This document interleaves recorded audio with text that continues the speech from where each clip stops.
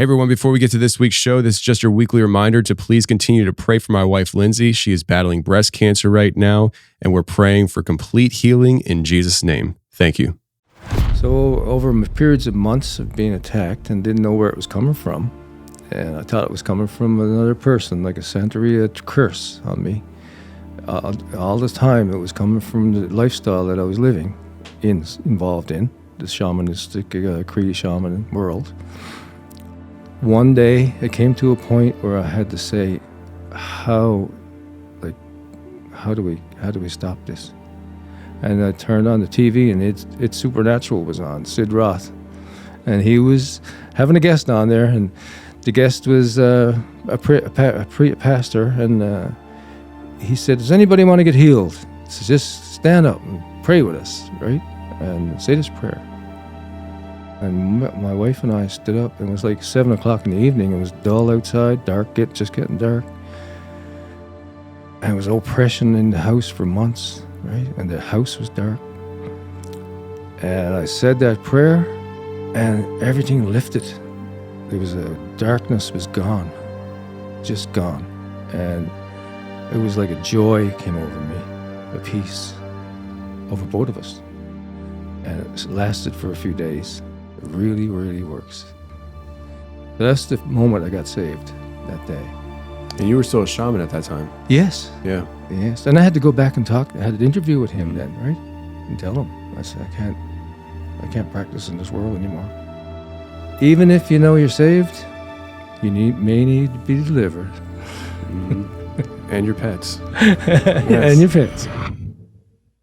So today we have Patrick and Patti in studio. How are you? Oh, we're good. We're good. I'm glad you're here. So you guys came down from Canada. In fact, you're the first people here in studio recording with me that come from out of the country. Oh, wow. So that's great. It's an honor to have you guys. Well, thank you. First of many, I would say. Yeah, that'd be really cool. That'd be really cool. It would say that the show is still alive and doing well. But you both have been on the show before separately, and you're a father-daughter duo.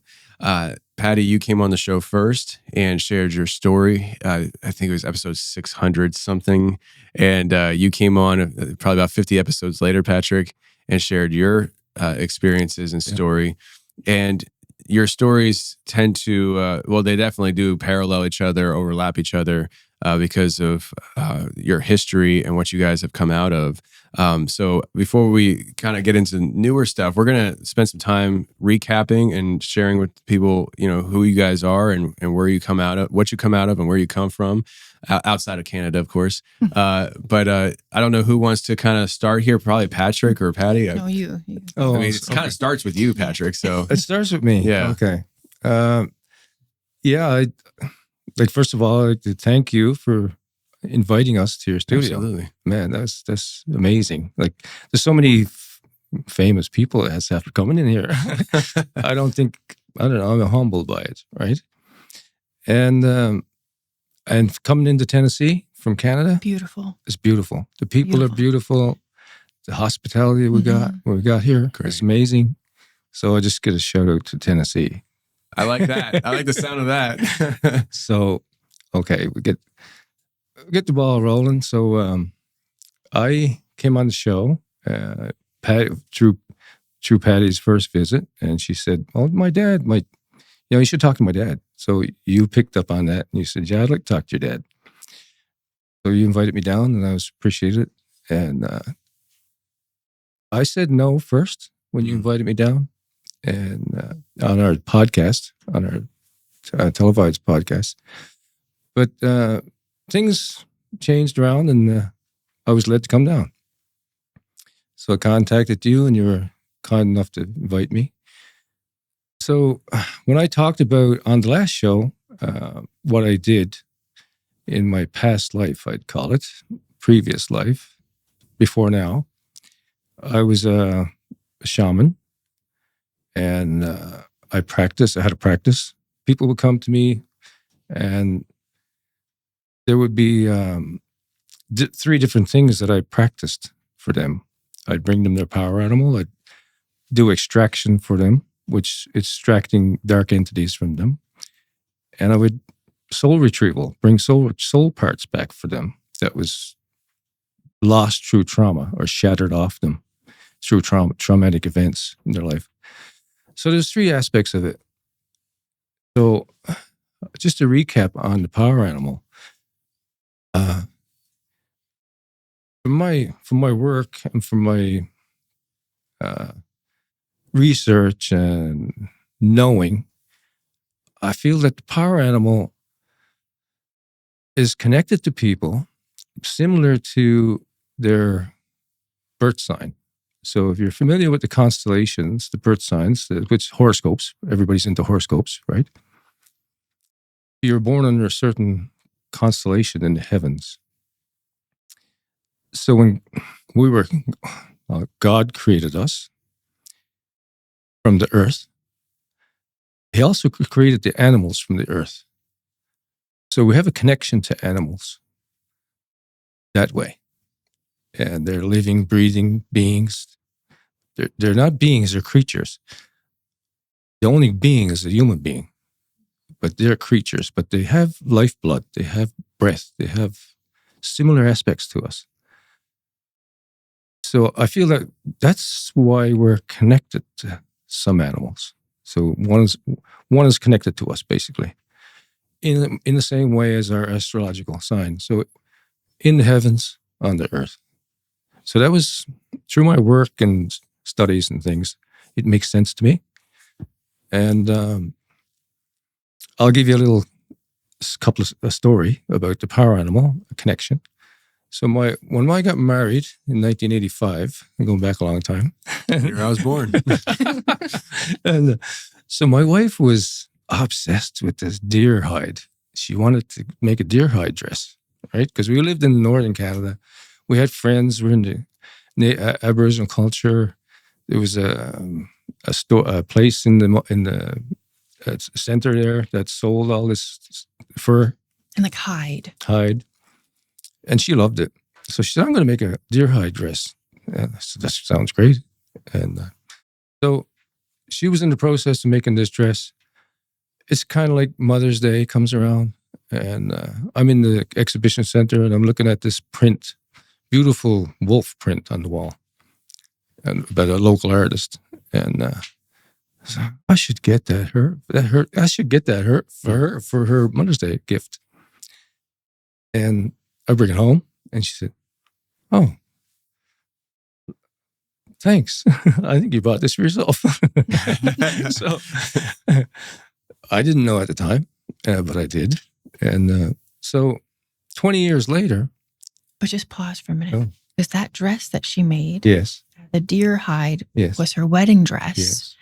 And she made him A moose hide. moose hide outfit. Mm-hmm. So they got married in that. So that's really big because that's like a covenant in that. So just keep that in the mind. Sure. Okay. Yeah. So I got married in moose hide vest and stuff. But I brought her home that wolf print, and I didn't realize I liked it. It was really appealed to me, attracted to me, and I give it to her. So 20 years later, when we moved down south through by the Rocky Mountains, and met the shaman that we went to. First time I went to a shaman, and this shaman, he was an old-fashioned guy, German guy, right, from Germany, and he was well known around the world, and people would seek him out, right? And today we got cell phones and all that. He had a landline. He put his phone on his desk, and he took calls at 8:30 in the morning till 11, and that was it on a Monday. That was it, right? So he'd book up his schedule for the month, and that was fine. You wouldn't get touched. You wouldn't reach him anymore. So I phoned 8:30, sharp, I said, can I make an appointment for you, me and my wife? We'd like to come down for a visit, for a session. He said, yes. And so we went there, went into his place, and he journeyed for us to recover our power animals. What do you mean he journeyed? What does that mean? So a journey is an astral traveling on drum beats on the drum. Okay. So he travels from out of his body into the spirit realm and retrieves these animals and brings them back to you. Okay. So when he journeyed for her, he journeyed for both of us at the same time, basically, one after the other, And this is the way he liked to do it.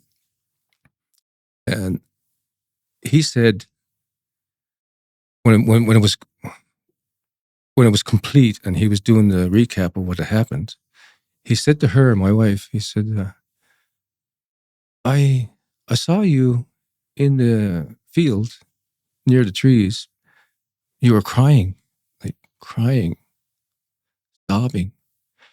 And the deer was next to you and said, and I was asking you what was wrong. And the deer said, she's okay. I'm looking after her. And he said, you were about 5 years old. So that's fine. And he looked at my wife and he said, what happened to you when you were 5 years old? My wife said, well, my mother died when I was 5. And I was emotionally scarred by that, upset, and cried for a long time. And so he said, oh, that's fine. He said, so the deer is with you, right? Nurturing you. And the deer is a symbol of nurturing. If you see deer with their young, they nurture them, right? He looked at me. He said,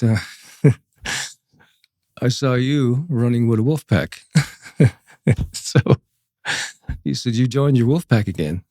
And he said, you've been away for a little while, but you're back, right? And you're happy. I said, oh, okay. And so that's fine. So he gave us the 2 power animals.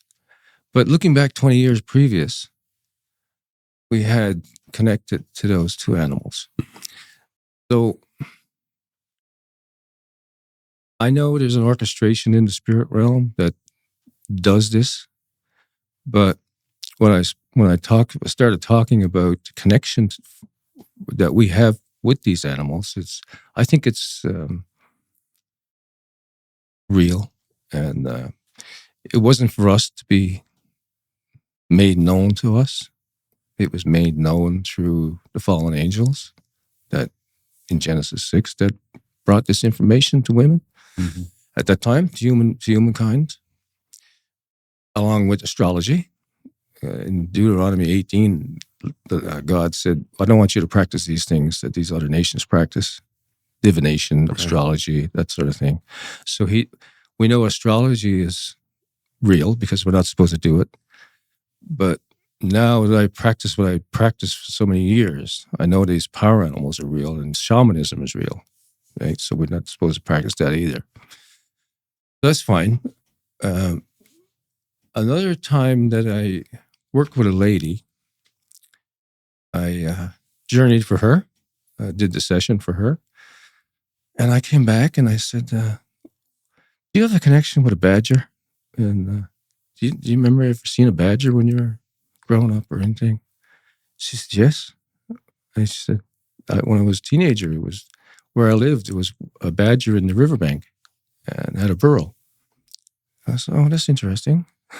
So the animals were so off, like ridiculously coincidental. You know what I mean? Like, who has a badger living next to their house, right? Yeah. Not many people. Never happened for me. Pretty elusive. Yeah. So I said, oh, okay, great. And the other thing I'm going to talk about is the resemblance of people. All right? They resemble animals, the animal that they have sometimes, a lot of times. Because my wife would sit down in our kitchen and say, you call that right? And I said, what do you mean? She said, did you see her? Did you look at her? She looks like the animal. I said, and we started noticing this more and more. And so this particular lady, she went on a vacation and she went to France. She went to Paris for 3 weeks with her family. She drove. I think I could get into the timing, the coincidence of this now. So she drove from where she was, maybe 4 hours, parked her vehicle in a park and fly, got on a jet, flew to Europe, went for 3 weeks, came back, got in her vehicle, going home. And she was on a highway, and there was a little bit of construction, vehicle traffic slowing down. So she eventually came to a stop behind this line of traffic. And there was a badger came up off the side of the road and ran into her vehicle and ran down in the ditch on the other side. So she told me the story when I went to her shop, into her business. And she said, I got something to tell you. Come here. I said, you wouldn't believe what happened to me. I said, try me. Yeah. So she said that. And I said, oh, wow. How about the timing of all that? Yeah. Yeah. Right? Right. Mhm. So you went to a shaman, you became a shaman. Yes. And with shaman practices, you're going into the astral realm, you're interacting with beings there. How did Patti get involved with this? Was it something that that you were just raised in, or? Well, Go so ahead. I Go think ahead. you started prior into Reiki. Yes. He was actually a Reiki practitioner first, Okay. and then he became into Reiki because of one of the people I used to be with, actually. It kind of came from me and then got him. Yeah. So he became Reiki, and then he became a Reiki master. So he had to train for so many years under a Reiki master. So that was one of his main teachers. And then from there, that's when you got into shamanism, right? In this midst of that. In the midst of that, yeah. So I was doing Reiki with them too. Because even prior to that, I was teaching yoga. My main thing was yoga. Yeah, because you went to India to study it. Yeah, Right? I taught yoga for almost 20 years and did all of my training in India. I was initiated and with Vishnu mantras. Anyway, so that was my kind of modality, was yoga. But then with my mom and dad, since I'm so close to them, they were practicing Reiki. So I would join in with them with Reiki practice. He taught me how to do it. So then I was kind of like melding yoga with Reiki, kind of a weird thing. And then with the shamanism, I was already in there because when him and my mom would have people come to their house to do sessions, like they were always fully booked. Like there was never any free time, but they were always booked. So they would always say, Patti, could you come help? Because oddly, I think I had a gift of vision. So I could close my eyes and see a movie. So as he would journey, he needed a drum to go for the shamanism. You have to have a certain kind of hertz or something to get into a trance. I actually didn't need that. I could just close my eyes and see a whole movie. And Really? Yeah. So, okay, I don't want to interrupt, but I'm going to. So in order to get to the same place, essentially, there's different ways to going about it.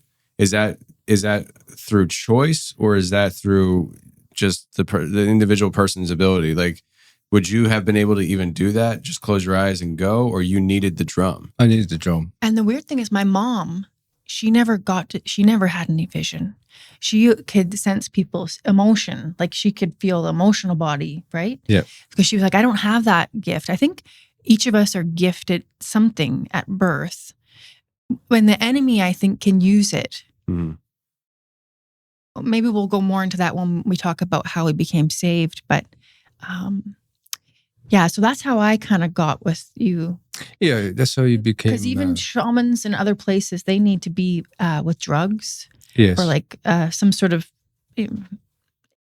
drug. But he was taught in shamanism. What is it, Michael Harner? Yeah, I was taught to use it, to travel in the realms without You don't need any to be. hallucinogens. Yeah, it's with the drum beat. Mm. It gets you in that same trance. Yeah. So I kind of guided her into my world, but she was already there. She had vision. She could see. And when she was a child, I remember when she was very, very little, I had a cassette tape, and I always remember this cassette tape. Somebody gave it to me from some church, and it was hymns on it, songs. And she would say, "That's God's tape." but she didn't even know what was on the tape. Cassette tape, right? And probably your audience don't even know what a cassette tape is anymore. There's a chunk of them that probably not, like, what's that? So she knew what was on the tape. Nobody had to tell her. And I kind of think that you had an imaginary friend when you were little, too. Yeah, kind of. Yeah, probably. And she said, well, I'm not Patti, I'm Christine. Chrissy. Chrissy, right? Yeah, I know. So probably it was your acting background picking up too, right? But I noticed it when she was little. And when she got older, she told me that she could see spirits. And I mean, go into a hospital waiting room and see spirits sitting next to someone. Like, I don't see that. But she has that gift that was given her somehow. I don't know. But now it's being used for the light instead of darkness. So. But go back to shamanism for a minute. You went to the power animals and then you did the soul retrieval and extraction. Extraction. So I did a workshop, several workshops actually, and it was called Death and Dying. And the workshop was called Death and Dying? Yes. Oh boy. Or Dying and Beyond, one or the other. And we were trained to assist trapped souls in the middle, in this world that couldn't cross over. So we were trained to go and assist them. Maybe just give a recap on the 3 different worlds. You want me to do it for you? Yes. This is the good thing about a father and daughter. Yeah. You can, do you want me to do it? So he said to me last night, well, we did this also when we would journey, but there's the 3 worlds. So there's an underworld, which is like where the animals are, the power animals are, and like nature. And then there's the middle world, which is like this, but the unseen. And this is this like kind of gnarly world, really. Yeah. And like this is where we go and get people who are trapped in trauma.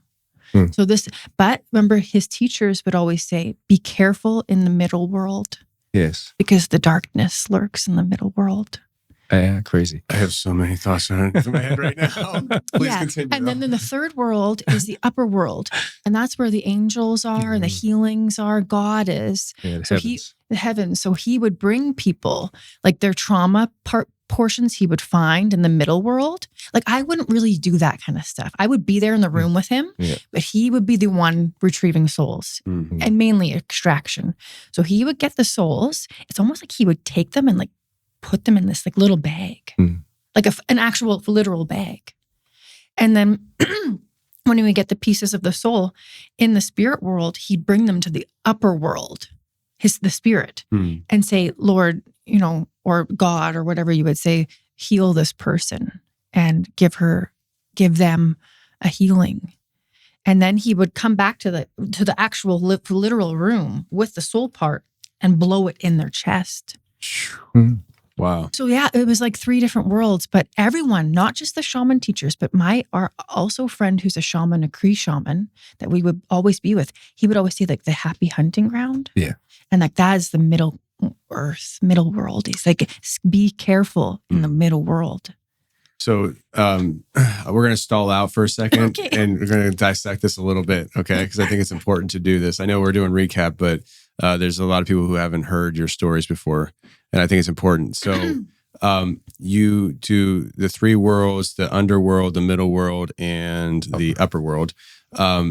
I have been hitting on this recently in the last year or so in my own verbiage, and I'm still trying to understand and define things. But I started settling in on first heaven, second heaven, third heaven. So Paul talks about the 3rd heaven in the Bible. And then from there, we kind of draw different conclusions. But my thought has been up to this point, and it kind of lines up with what you're saying. When I say the 2nd heaven, that's where the warfare is happening. That's where the dark playground is. And that's where I feel like people are being pulled during their quote unquote abduction experiences. And the manipulation and toying around with the human soul happens. Yeah. Like you kind of referenced, that's where the bad stuff's happening. That's like the middle world. And you're saying that you would go and retrieve a soul or a soul fragment, and put it in a sling, like a bag, and you would bring it here. So you're talking about literally going somewhere else and retrieving something and bringing it back to this realm. Yes. And see, this is just confirmation for me, really, because these are things that I talk about, and I said in the other room we were talking, like, I'm not an expert in this stuff, but I talk to a lot of people, and you start drawing conclusions on things, right? And so for me, it's confirming just to hear that breakdown the way you just did it, for sure. So, real quick to interject, episode 747, Hat Man the Soul Hunter, Chad talks about how Hat Man would go around and take souls from kids and people and put them in a bag and take them with him. Exactly the same way it's depicted that you guys were talking about. That's wild. I forgot all about that. Good call. So he produces all the shows. So he knows it all. Like, as I'm holding a conversation and just in the moment, he's sitting there in the studio producing, and he's dissecting everything that's being said. So good call. And it's interesting. I just want to add one more thing, because so say if someone they're coming and they say, I want to know my power animal. Okay. And so he'll journey, the person's laying on this table. He'll go in the underworld to get the animal. Actually, the lower world. The lower world. The lower world. We'll call it the lower. Sorry, that's better. The lower world. Yeah. So he would go to get the animal. You have to go to the lower world. That's where the animals are. That's interesting, because Cerberus is a Greek, I guess, god, 3-headed dog creature, which is the guardian of the underworld. Yeah. It might be a different world. I think it's a different layer of that dimension. Yeah, it is. Yeah. There's deeper layers. So when you go into each dimension, say the lower world, there's another level. You're in a dimension like similar to this outside world we're living in. So we can go any place in this world and see a lake or a cave or something like that. So it's similar there. You can go deeper. Yeah, there's another world even under it, because even shamans will even have maps of worlds. Is that right? Because like when we would journey, I mean, he had more depth of it, but when I would go on journeys with him, it would be like I'm going to the same place over and over. Like it's like I could draw you a map of the world I see. So you guys would go on journeys together where you would do this together, like you're in another realm together. Yeah. Yes. But we wouldn't and you're there seeing each other. But I wouldn't see him necessarily, but I can sense that he's there. Wow. Yeah. She'd see the same thing I saw. Because we would have to like enter through like a hole in the ground. But his hole in the ground was different place entry to get into these worlds. Yeah. And mine was a different place. So how much does this look like? I mean, the way you're describing it in my brain, you're talking like underworld, lower world. And you're saying going into the ground. Is it like you're traveling through cave systems? Similar, yeah. You can use down more. You can use a cave system.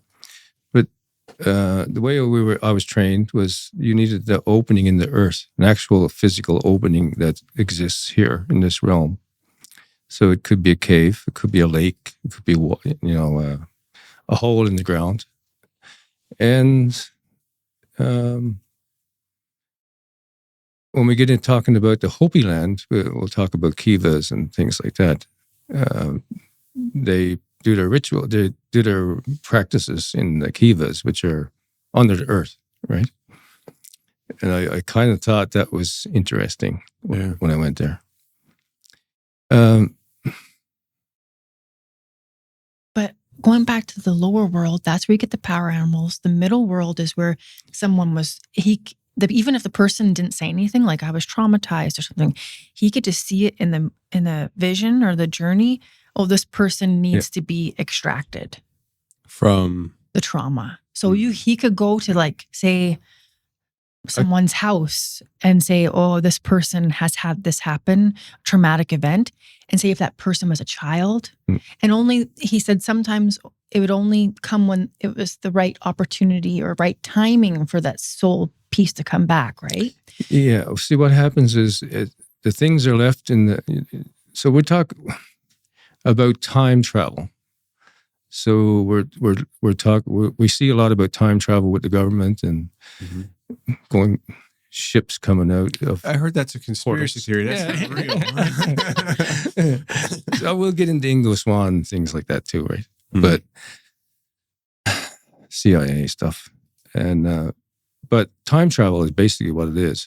And so shamans can tell you what's on the moon, right? You know, and so you're traveling in time in that dimension to the place where in the middle world. In the middle world where this trauma took place, at the time and event, the place, the location. He can describe everything in the location, what's there, and he hasn't been there. But it's so connected to the dark realm, because the dark realm knows everything about us, everything we did, everything we ever did in the past. Yeah. And there's a light realm. The realm of light also knows this, everything about us. So we have two different things happening at the same time. So when a shaman is accessing it, he's accessing it through the dark realm.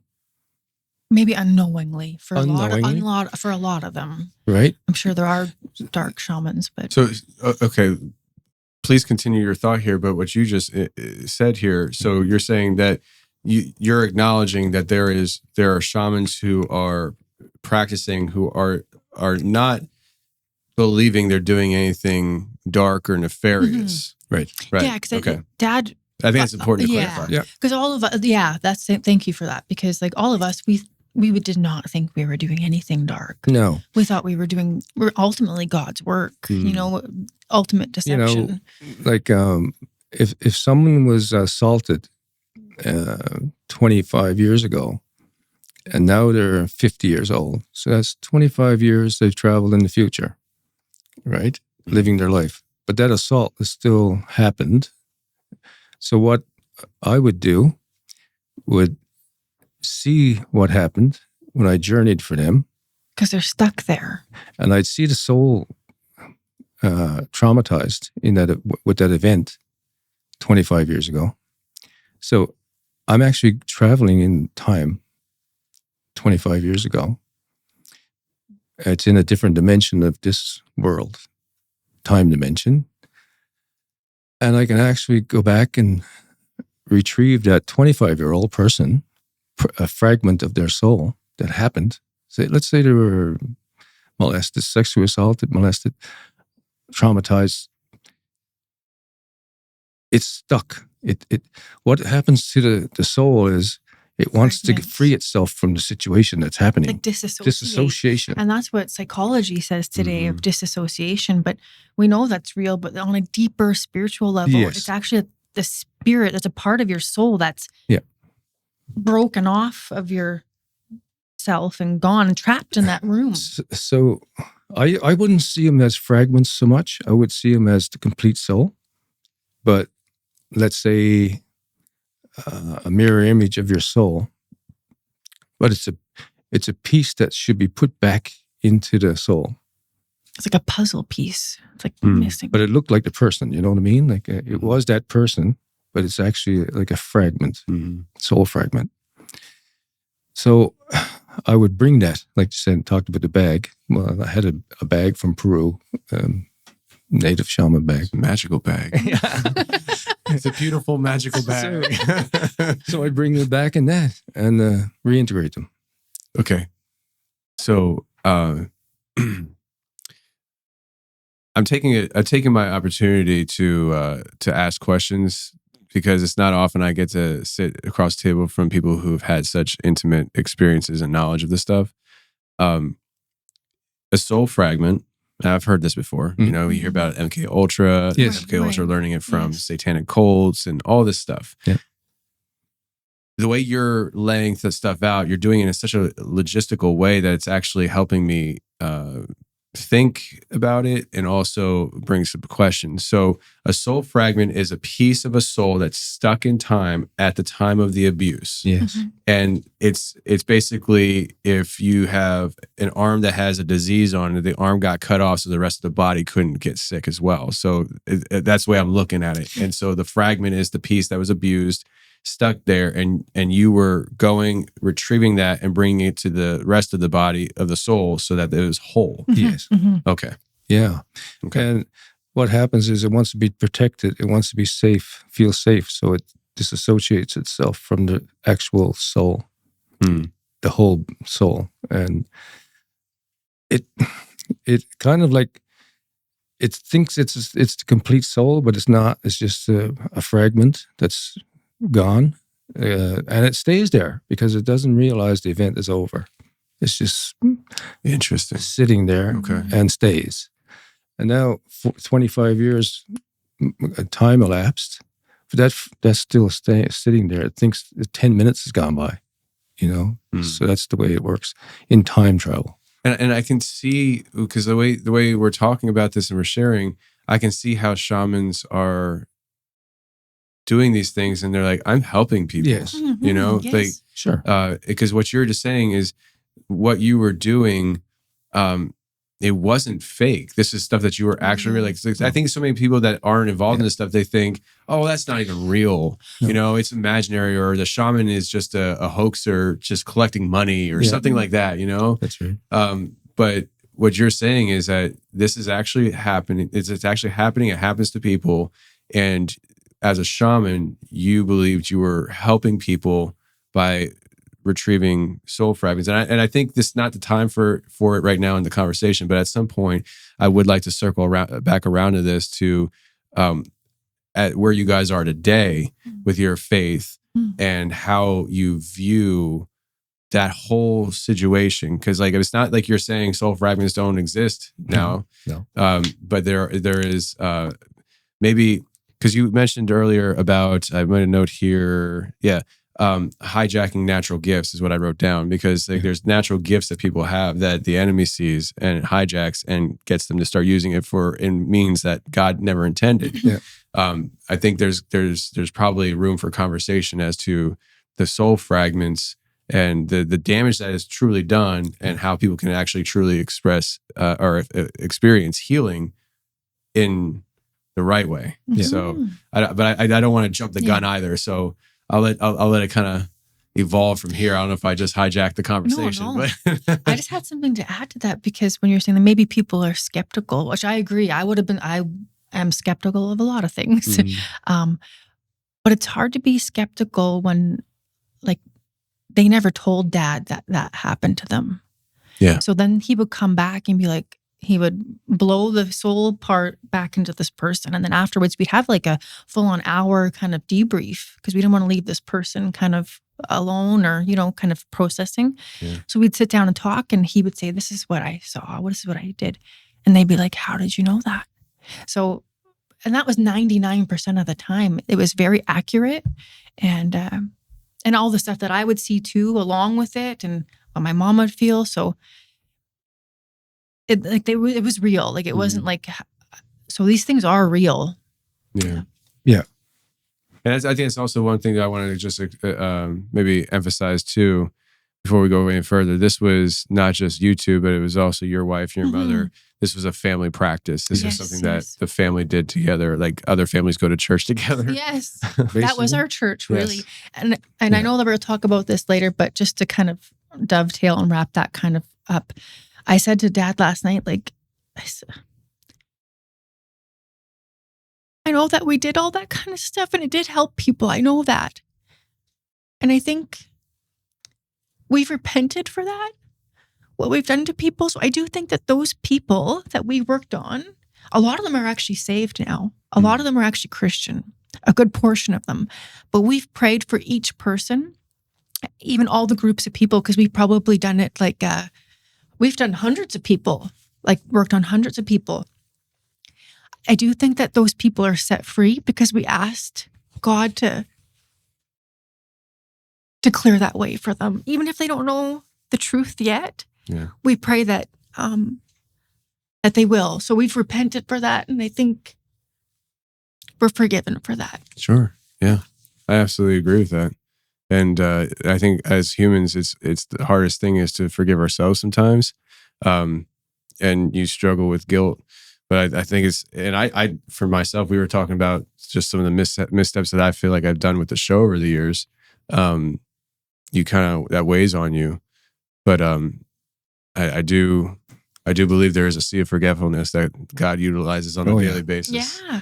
And also maybe he did that to prepare us for what we're doing now in his kingdom. Yeah. Oh, absolutely. Yeah. And I will say this too, to piggyback on that, when I was sitting over there and we were talking, I just really felt strong that God is raising up people who walked in the dark side. Yes. Who've been there, and they're going to be very useful tools in the army moving forward because they know the truth. And especially here in the West, we've been so separated from the understanding that we have a supernatural existence, but those who walked on the dark side and now are walking with Christ can be testimonies and testify to the fact that this is very real. And I think your testimony can really truly save people way more than any kind of soul retrievals you ever did. Oh yeah, can I just expand on that? I had a young man come to me recently, maybe a year ago. Oh, maybe I'm not sure how long ago. You'll know, but he was going through a dark time in his life, and like 26 or 27 years old, and he's doing a lot of drugs, drinking, stuff like that, and relationship issues. And I was asked to talk to him, and so I went and had got a coffee and met him at the beach at the river, and we sat at a picnic table. And I told him my testimony. And before I quit drinking and drugs and everything I did, in the episode we did before, I spoke about it, right? Mm-hmm. I told him my testimony, and I was helping him. I hoped it would help him, right? Give up what he was doing, and embrace the gift that we were given by the blood. And I after it was over, it was a nice sunny day, and it was after I spoke, and I needed to go get some water from my car, so it was about 100 yards away, and there was some bathrooms about this way, about 100 yards away. So I said, I got to go to the car to get some water, and he went to go to the bathroom. So when I watched him get up and walk over to the bathroom, he pulled out his cell phone, and I said, well, I don't think I never got through to him, right? You know, I came back, both of us came back same time, sat at the table, and he just broke down a little bit. And I said, well, you come up to my house now, and I'll pray with you. My wife will pray with you together, two of us together. All the way to my house, he said he was crying. And when he got in the house, I didn't know any of this. He told me later. When he got in the house, we prayed over him. He accepted the blood and sacrifice that saves us. And he told me, he said, when you were giving your testimony to me at the picnic table, I was sitting across from you. Behind you, there was a bright light that actually came into my chest. And he said, I just felt warm all over, and I was filling me up. So our testimony is so powerful, important. When we give someone our testimony that this blood of Christ can save you, no doubt about it. And that young man is still free of his addictions today. Yes, and he had just had a baby, and he's the best he's ever been. And it says in Revelation that you're saved by the blood of Christ and by Yes. your testimony. Yes. Think of it this way. So we can get back on where we were going, but you as a practicing shaman, and Patti, would you call yourself a shaman? I know you're walking realms. I know. With what you guys were doing, so you were retrieving souls, soul fragments, Mm-hmm. and what you were doing, and how you in the moment believed you were helping. The thing is, what you were doing in that moment was only able to be done by you and your willpower. It wasn't something that could have a ripple effect. That person that you thought you were helping, that you did help, it's not like they could go and do what you did to help them. No. However, you sharing your testimony, people coming to Christ, that has ripple effects, because now that person can go and do the same. And all of a sudden, that's a good point. From one speaking to one person, and that person speaks to two people, those two people, and it just multiplies. And so that's the beautiful thing about this, is that it's not reliant on you and what you do for 100 people. Is what you do for one person through Christ, and then Christ works through that person and the next person, and it just spreads like wildfire. You know, it takes it away from us. It takes it out of our hands. It's not something that we do. We're just being a vessel and letting the Holy Spirit work through us. Oh yeah, for sure. So I know we just kind of like went sideways a little bit, but that's okay. So it happens with me. So. The extraction stuff. Yes. So I worked on a lady in Mexico. It was one of people that were in the retreat. I used to teach retreats in Mexico. And it was one of the people in her retreat, and she was came to me several times and asked me if I could help her. She had this condition that for 25 years she was going back and forth to doctors, and they couldn't help her. And so I said, "Well, we'll see. I'm doing a session tomorrow, so you come and sit in, and we'll have a look." And so I did extraction on her, and Patti can attest to it. Like, extraction is, you're basically taking things from the body that doesn't belong in it. And it looks like that. It looks like that. Because I used to do it too, eventually. Yeah. It was different. But like, even when I would work on people, like I used to do Reiki at my house primarily, but it would kind of be paired with shamanism because the journey.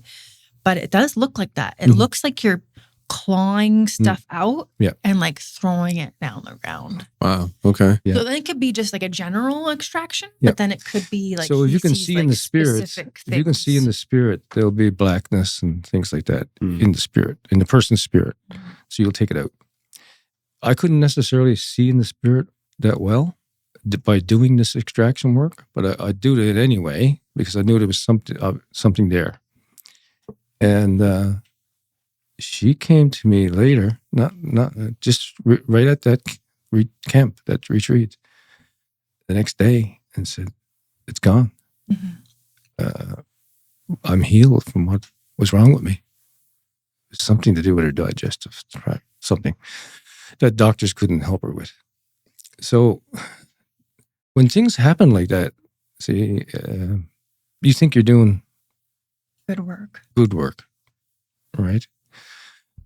I don't know where this thing came from that was in her. You know what I mean? Her background, Hindu background, maybe. I don't know. But it left. It's gone. And so that's a ploy by the enemy. We were talking earlier before the thing started, the show started. And the enemy is so adept at using our methods of healing in the New Age, that he can convince us that, it's good. It's good. Just keep doing what you're doing and bring more people. And looking back now in my life, I think God had his hand there on what I was doing, because he brought many, many people out of that through me and Patti and my wife and that sort of thing. So it's not like he was leaving us alone. His hand was in the mix, because I think he knows everything. He knows out in the future, like he knows what's going to happen. So he'll use people to do his work, even if they're in the New Age, if that makes sense. Yeah.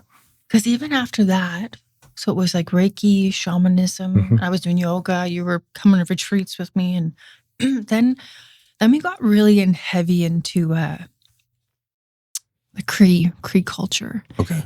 And it was me first. It was through drumming, and I would invite some of these people who do Cree drumming, like powwow drumming, to my yoga events, and I would have them full on do a powwow as we practiced.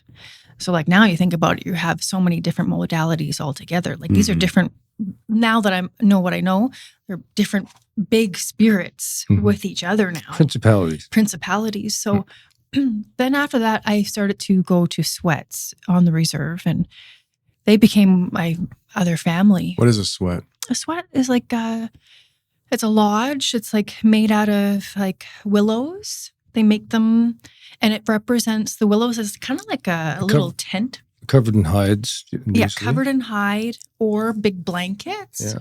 And it represents going into the mother's womb. Earth Mother. Yeah. And so you go in there, and then they put all the rocks and the fire outside, grandfather fire, and put all the grandfather rocks in there, and they heat them for many hours, and they pray over it and give it tobacco and the ceremony. Man, it's a big ceremony. And the man that I was really close to, then I introduced my dad to him. He was a Cree shaman. And so you go inside the sweat, and then they bring all the rocks in. So they have a place where you could put, and then they put water on it. So they close the lodge. And I mean, think about the most intense heat you've ever, and it's black. And it's black out. Yeah. Like it's really dark in there. So it's basically you're going to be reborn. Mm. So does that sound familiar? Yeah. So, and then you sing in there, sing Cree. So as a ceremony, you're singing to the spirits. Okay. And, now I'm wow. Anyway, I love this man. So I just pray that he is saved. So I love his whole family. Yeah. Anyway, I would sweat almost weekly for 4 years. And then I also did a fast with him, and not even many Cree people even do fasts. No. But he said, Patti, I said, I'm ready for a fast. And so fast is you don't eat or drink for 4 days. You do a 50 rock sweat. I mean, that's insane. It's insane. Crazy. So I was very, very, very sick the first night. And it was just me and this elderly lady in it. You have to go in there. They sing for us. We sweat.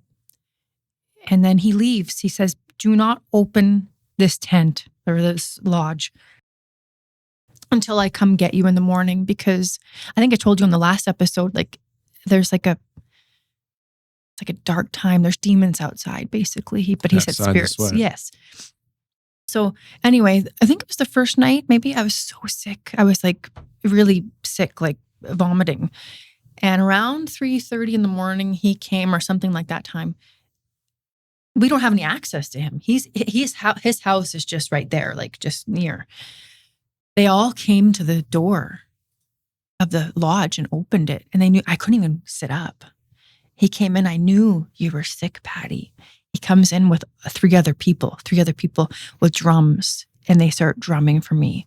And so I think I said this in the last episode. He said, you got to sit up, Patti. And they start praying over me, drumming over me, and said, there's a demon outside this lodge waiting for your soul. Get up now.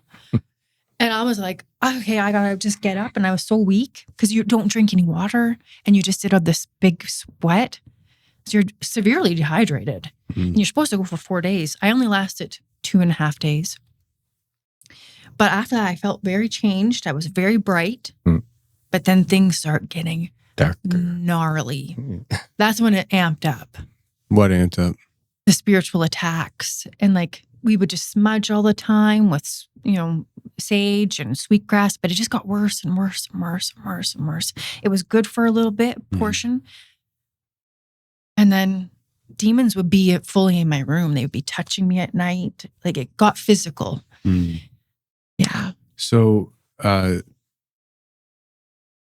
what is the extent of the acknowledgement on both your ends when it comes to demons? So, I can only speak from my perspective. I was raised in a Christian home. I walked away from my faith in my mid-20s for a little bit, and since obviously I've come back. But my understanding of demons has always been, it's like ingrained in me. Demons are a thing, But as somebody who's practicing shamanism and what you were doing, I don't even know what to say. What you were doing, you were like a hybrid. But you bringing up the demons, and then how the shaman even said there's demons outside. So you guys were aware that there were dark demonic entities to be feared, but that didn't stop you guys from doing what you were doing. No, because in the New Age world, like it's on you. You have to smudge more. You have to do this more. You have to clean your house more. You have to protect yourself more. You have to pray more. It's work. It's work, all by work. And even with that Cree shaman, I introduced my dad to him, and that actually became his main teacher. And then so he started learning from, remember he had a German shaman, then he had another German shaman. Hungarian lady from Hungary. So he had two shaman teachers, and then I introduced him to the Cree. And it almost seemed like, I think we can kind of relate here that once the Cree shaman was introduced, it took it to it almost felt like that was a bigger principality. Yeah, that's why there's so much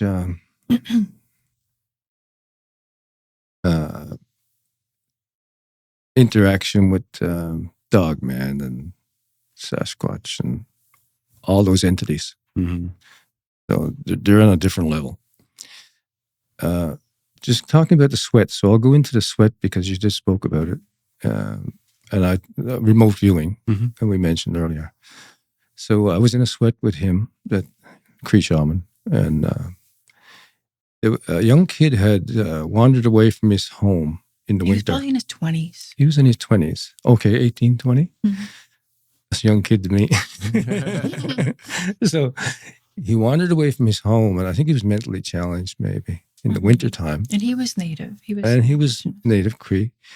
And he wasn't wearing warm clothes, right? And it was cold. Like up there in northern Canada, it's like minus 30, right? And so he wandered away, and before anybody knew he was gone, nobody knew where he went, and they couldn't find him. So there was a search out for him for a while, and they never found him. So the shaman, when we started the sweat lodge and closed the door, total blackness. And I was used to traveling with an eagle spirit, and would show me things.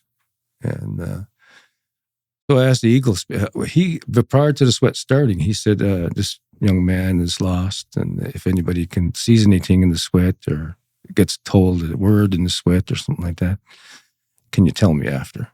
So I specifically made the intention to go find this person. And so as the sweat started, I traveled with the eagle. I was over the land, and I could see where the young man was. And he was in a little gully that came down to the river. And he had sat himself up by a tree and propped himself up, and he covered himself up with brush, right? Maybe to keep warm, I don't know. And but he froze to death there. He died there. And when the sweat was over, and they gave me a location, right? They said like 4.4 kilometers southeast, And I think there was a beaver spirit there too, helping on the ground, right, to show me where it was at. They showed me that whole scene, And when it was over, I told the shaman after the sweat was over, I said, yeah, I think I know where he is. And you have to go in this direction for this amount of kilometers, right? Maybe 2 miles from his home. He wandered down to the riverbank and he froze down by the riverbank. And so when I was coming out of what I did, I had to go back to this Cree shaman and have an interview with him, a meeting, and break ties with him, right? And say, I'm not following this world anymore. When he became a Christian. When I became a you went Christian. back to him. So I went back to him, and he said, you can't leave this. You got a powerful gift. You remember that time you were in the sweat with me and you told me about that young man that was lost and frozen to death? He said, we found him where you said he was. And but he said the only caveat to that was the direction was opposite. on the GPS, I said south-southwest, but it was actually the other direction. And he said, the other direction, that south-southwest didn't make sense to us at the time, so we went the other direction and found him right away. And he was sitting in the same position and exactly the way you said he was. So when I talk about remote viewing, shamans have been doing remote viewing for thousands of years, and the CIA has caught up to it in the 50s and 60s. I'm glad you said it that way. They didn't invent it, and it's not something that they're like, hey, let's share with the world. It's like what's this new thing that we just discovered? But right. It's been around a long time. So they've been spying on the Russians and after the Cold War. Mm-hmm. They wanted maybe even tell them what the woman said to you about you're gonna pass. Could you just make sure you're speaking into the mics too? Like the Good Samaritan. Oh, yes. Yeah. He said to me in that meeting, I had gone to Florida and I came back and I brought him a gift, like a baseball hat, stuff like that. And he said, it was cordial, And he said, and then he kind of turned a little bit from being cordial when I said I wasn't going to follow that world anymore. Mm-hmm. He said, you know what? You're like that guy in the scriptures, in the Bible. That guy that passed a hurt fella on the road, and in the Good Samaritan story. You just walk by him and don't want to help anybody, right? He said, you got a powerful gift. You should be helping people. Mm-hmm. And so he said, that's what you're going to be now, the person that just walks by. Yeah, that's what you're going to be now, right? Just walk by people, right? And I looked at him straight in the eye and I said, you're not saying that to me. It's the spirit that's in you. Mm-hmm. Because I wrote that exact scripture on my grandson's birthday card yesterday. Luke 10. Wow. Yeah, Luke 10. I said, yeah, you're my grandson. I said, you're just like the Good Samaritan. You love everyone, blah, blah, blah. You help. Wow. So and his countenance changed right away. The spirit knew I exposed it. Yeah. It knew what you wrote. Yeah. And I exposed the spirit in him, and he reverted back to his cordial self again. Wow. Again. So what you just laid out, and I want you to, because it looked like you were about to say something. No. Okay. Good. But you really kind of laid out the legalistic side of things too, and I'd like to just make sure I'm comprehending this correctly. When you had your moment where you came to Christ, you had to go back and break off ties. Yes. Is that something that you felt? I felt that. You felt you needed to do it? Yeah. Why? What was your concern about not doing the breaking off properly? It would just leave loose ends. I thought in my mind, it would leave loose ends, and I'd walk away from someone that was training you and you were working with, and he taught and value you as a friend, that kind of thing. So, you just wanted to let him know where you stood on things. Yeah, that's right. I got you. Yeah. Yeah. And the weird thing is I had that, I didn't say that to that teacher because I felt like Dad took care of that one, but I had a main yoga teacher who was she was in my wedding and sang and initiated us and everything. Anyway, I love this teacher very dearly, but when I became a Christian, I also told her, I said, I can't practice this anymore. I'm a Christian. I sent her a Bible. And she loved it though. She accepted it. But there was something inside me too that was like, the Lord was like, you have to also break Yeah. ties with her Yeah. and tell her. And the this is where truth. soul ties come in, when in deliverance ministry and stuff like that. So breaking soul ties is important. What I wanted to talk about was we talked about extraction a bit. Soul journeying, the death and dying workshop that I did several. I did 2. Are you talking about the silver cord? Yes. Okay, I have it written here. Okay. And it's the silver cord is so big in the New Age, like it comes up a lot, right? And so it is actually a thing. It's real. And when I did this workshop with the Hungarian shaman that I had, she was amazing. Like she worked closely with the people in California, and she taught me a lot, right? So she was great at teaching. She was a teacher. So she told us that, well, I want you to journey to the place you're going to go after you die. Mm. So I know, okay, what? It's creepy and scary. But we were so experienced that Yeah. we knew what she was talking about, basically, right? But this is something new now. So I started the journey, and she told us before the drum beats start, before she started drumming, she said, and when you get to where you go, you'll find that you won't be able to go any further. There'll be a tugging on you. It'll be tugging you back, right? And I said, oh, okay. So when I started the journey, we only have like 15 minutes to do this. So it's kind of like pressure, right? Is that like rules of engagement, or is that like you can't That's the length of the The session. journey, yeah. like naturally? Yeah, naturally. Okay. So they drum for 15 minutes for you, Gotcha. and you do what you do. So I started to go up and used the spruce tree that I needed to go up on to travel with. And then you need to find something in this realm, in this middle world, physical world, middle reality, the real reality, not the middle world, but to go up. It could be a church steeple, could be anything, Some shamans use smoke. They go into a chimney and go up. Mm. And ladders, that sort of thing. And so I used a tree. So I started hurrying up this tree and going into the upper realm. This is my soul traveling now. I'm talking about my body is on the table, on the floor, laying on the floor. My soul is traveling into this upper realm, and I come to familiar places. I come to the first level.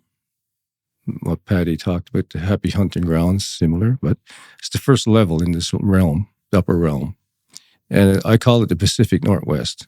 And it was like a beach area, sea, ocean, native longhouses, Pacific Northwest natives.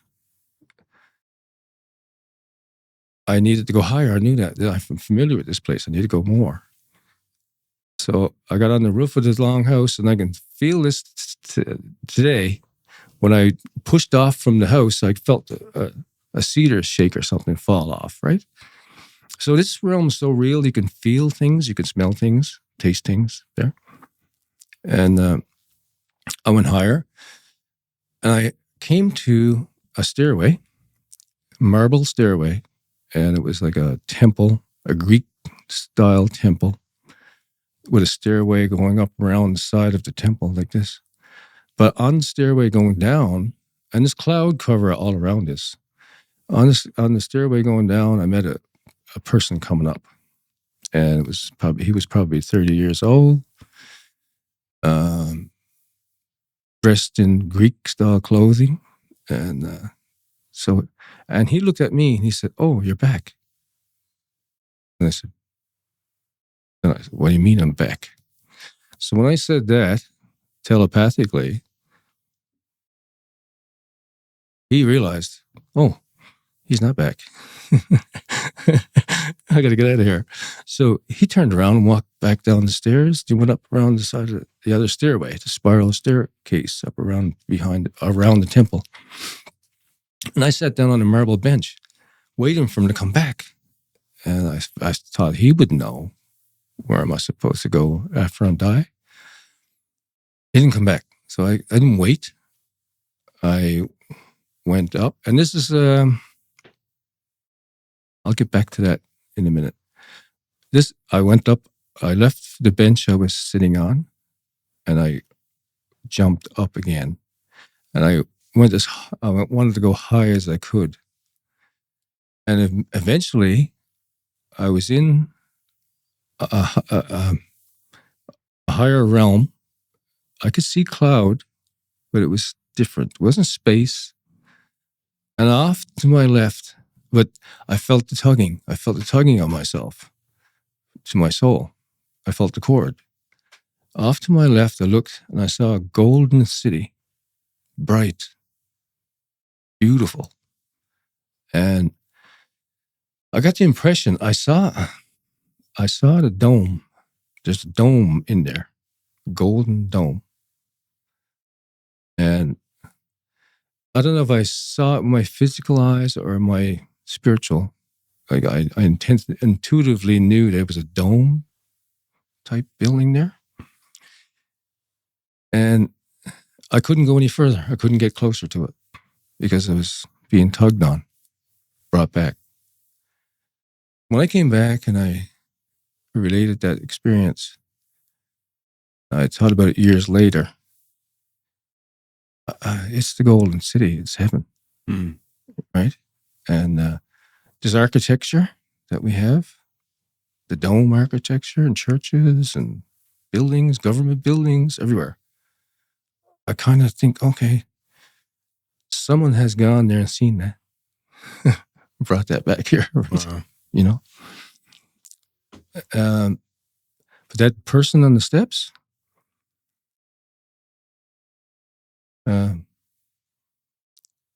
I don't know if it was a psychic or intuitively, I was being told that person was my son. And his name was Andrew. And when I was younger, I was a teenager. I had a girlfriend, got her pregnant. Her parents were totally against all this because she was going to university, just getting started out, right? She had an abortion. See, this is what I was being told. Oh, this is my unborn son that, yeah, he was waiting for you. You know what I mean? So they can manipulate the situations that you're going into, and you don't even know if it's real or not, because they know all your life. These spirits, when I say they, the dark spirits, they know everything about you. They knew that, and then they imprinted that into my mind so I would believe it. So today, how do you view that situation? Do you feel like that's what that's who you encountered, or no? That was a demonic spirit. So if anybody if a woman goes through that experience, that soul is immediately in that golden place. Mm-hmm.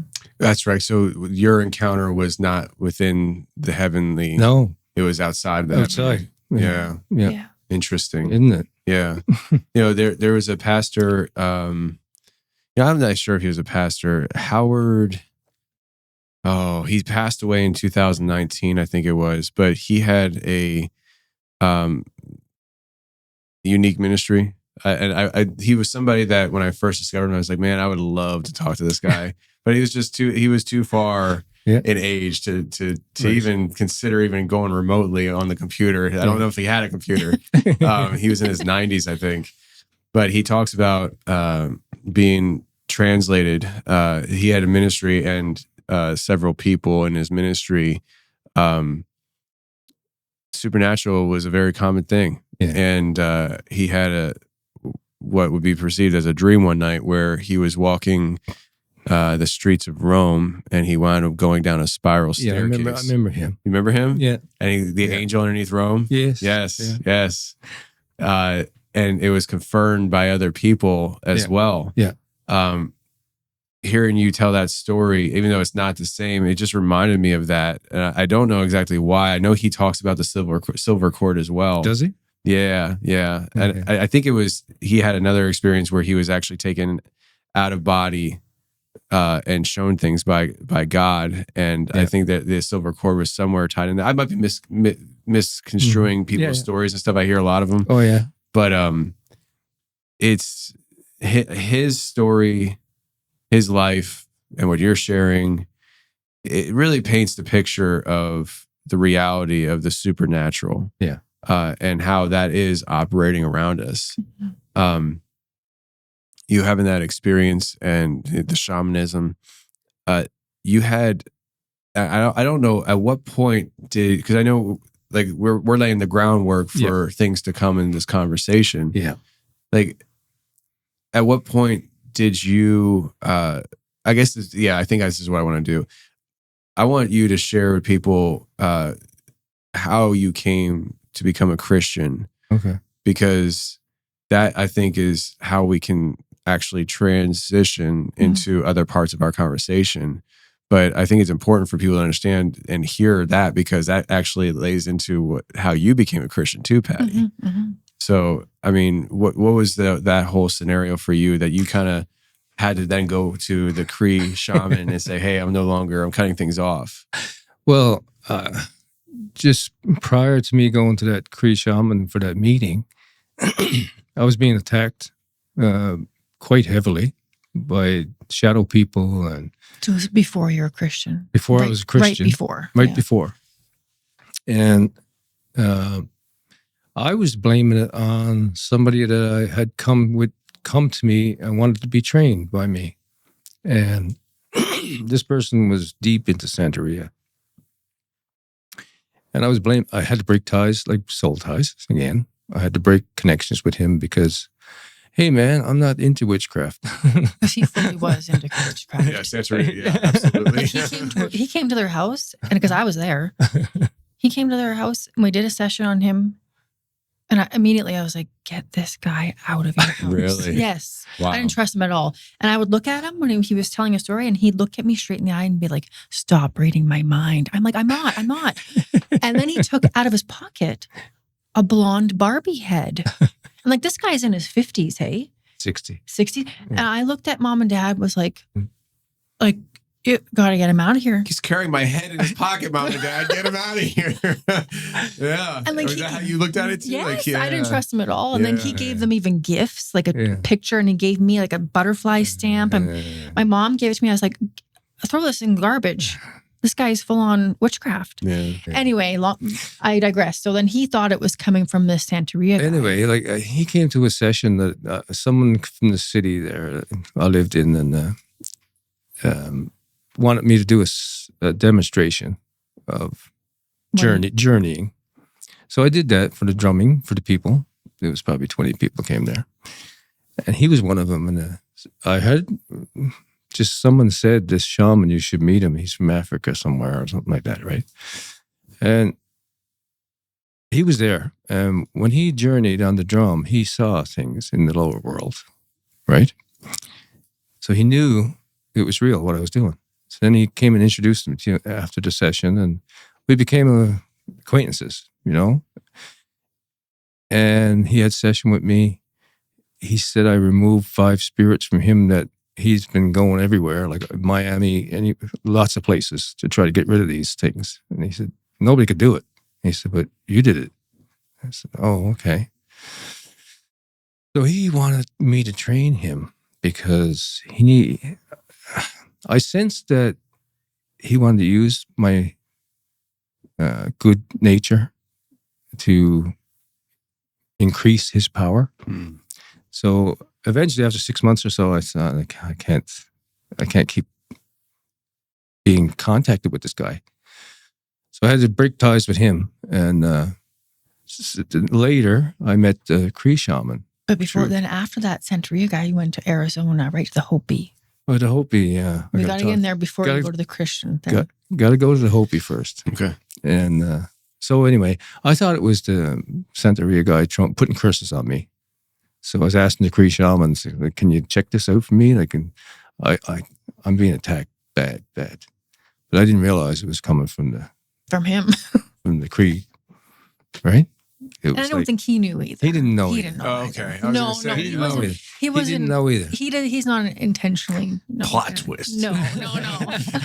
We love him. Yeah, the Hopi thing. My first trip to Arizona, I always wanted to go. Well, Sedona is kind of like a hotbed of New Age stuff, right? So make a journey. It's like making a pilgrimage somewhere, right? So I went to Sedona, my wife and I went into a New Age store place there that had psychics and stuff like that. And, my wife didn't do any session there, but I did. I booked a session with this lady and went into the session with her. And it was kind of like a reading, you know? And she was reading and she was looking up in the corner of the room. The corner of rooms is important too, because souls hang out in corners of rooms. Interesting. Okay. Yeah. The first time I had an out-of-body experience, I was in the corner of a room. That's interesting. The first time I ever saw something like a shadow figure, it was in the corner of the room. Yeah, there you go. It actually darted from corner to corner. Yeah. Interesting. Okay. Yeah.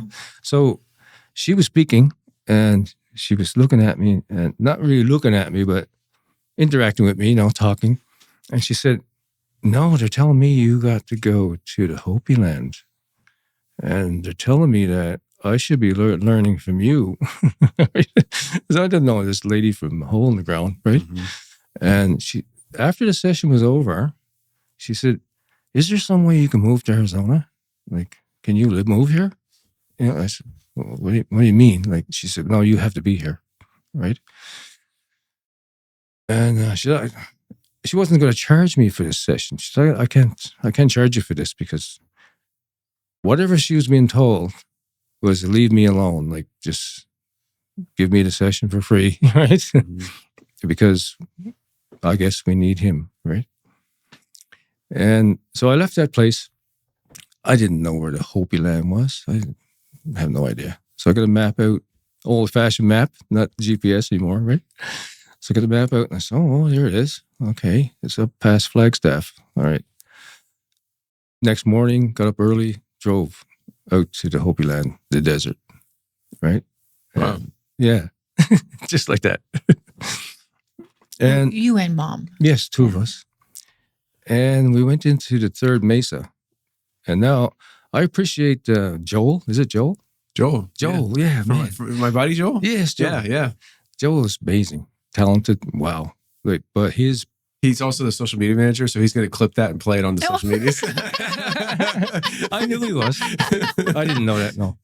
But no, he's great. And his podcast on the Hopi land, Stargates, a little while ago. That was the confirmation. That was the confirmation for me to come here and talk about this. Wow, okay. Okay. Yeah. So we were talking about confirmations earlier. Yeah. And that was the confirmation. That was the final one. Mm. And that sealed the thing that I should talk about this. So there's 2 trips to the Hopi land. So I'll do the first one. I drove up there. We drove up there early in the morning. And I found the third mesa. I don't know how we found the third mesa, but that's Olaribi, it's called. This village is the oldest inhabited village in America. Mm. And it's been there for 1,000 years and continually inhabited. And we drove in there. It was a little gift shop kind of thing when you come in. And we stopped there and said hello and stuff like that. And when we left the gift shop, I said, well, I got to go into the village. They told me to come here, so I got to go in. So I went in, parked the vehicle. Right away, someone came over, a man. And I thought, oh, okay, he looks like he's had a few drinks, right? Mm. I said, yeah, this is sketchy. Right? I'm in the middle of nowhere, and there's a guy here that has a few drinks. He comes over, he's friendly. And I get out and I talk to him, and everything seems okay. Maybe it's a bit, I'm more cautious than I should be, right? He's talking to me and it seems friendly enough. And he said, "Hey, you guys want a tour?" And I said, "At the village, right?" I said, "Sure, we'll have a tour." And he's got, yeah, so okay. So it seemed like he did this before, with tourists and stuff. So we started walking around the village, and out at the end of the mesa. The mesa is a high spot in the desert, like it's a cliff face, maybe a couple 100 feet down to the desert floor, So you're out on this high spot. And there's abandoned church, ruins of a church out on the edge of this high spot. And it looked like I thought it was older than it was, but I thought it was Spanish ruins. Because this place has been there 1,000 years, right? And there's Spanish ruins in the Hopi land there, on the mesas. There's a third, in Joel's podcast, he had a map up the mesas. It's good. And so I was on the third one, and he said, "You can go over and look at the church," but he said, I can't go over there. He said, "I can only go so far." I said, "How come?" He said, we don't go there. So I went over and looked around at the ruins and everything. And I found out later, when I researched the church, that it was a Methodist church that was built in 1901 or something. And it was destroyed. It was struck by lightning and burnt. Wow. In 1940. And they were told not to go near that anymore because of the cause of the destruction. Because of lightning? The lightning. So I talked about lightning on my last podcast, right? The lightning is called down from the sky too. And so, okay, we walked around, we checked out the church and stuff. Then we walked around towards the other side of the village, and he stopped me. He said, "Do you want me to sing for you guys?" I said, "Yeah, you can sing a song for us in Hopi." And he said, "You see those mountains over there, the San Francisco peaks?" He said, "That's where the Kachinas come from." And he said, "I sing." He said, "We sing to bring them in the planting time and different times of year, right?" Asked him to come, and he said, "I'll sing you a song." So he started singing in Hopi. Right away, I started singing the same song. You did? Yes, I did. Wow. And the same words. My wife was behind me. She said, she taught her, she heard me singing, and I'm singing the same thing he's singing. I don't even know the language. And it was almost I felt a power coming from the ground, up through the ground, and letting me speak, letting me sing. So we went around another spot, and he said, "You see this area here? This is where the cisterns are for the water." And I saw little like grooves in the rocks, and draining into these cisterns, big holes in the rock, natural holes. And they kept their water for all year round because it's out in the middle of the desert, and they grow corn. And so he showed me an inscription in the rocks.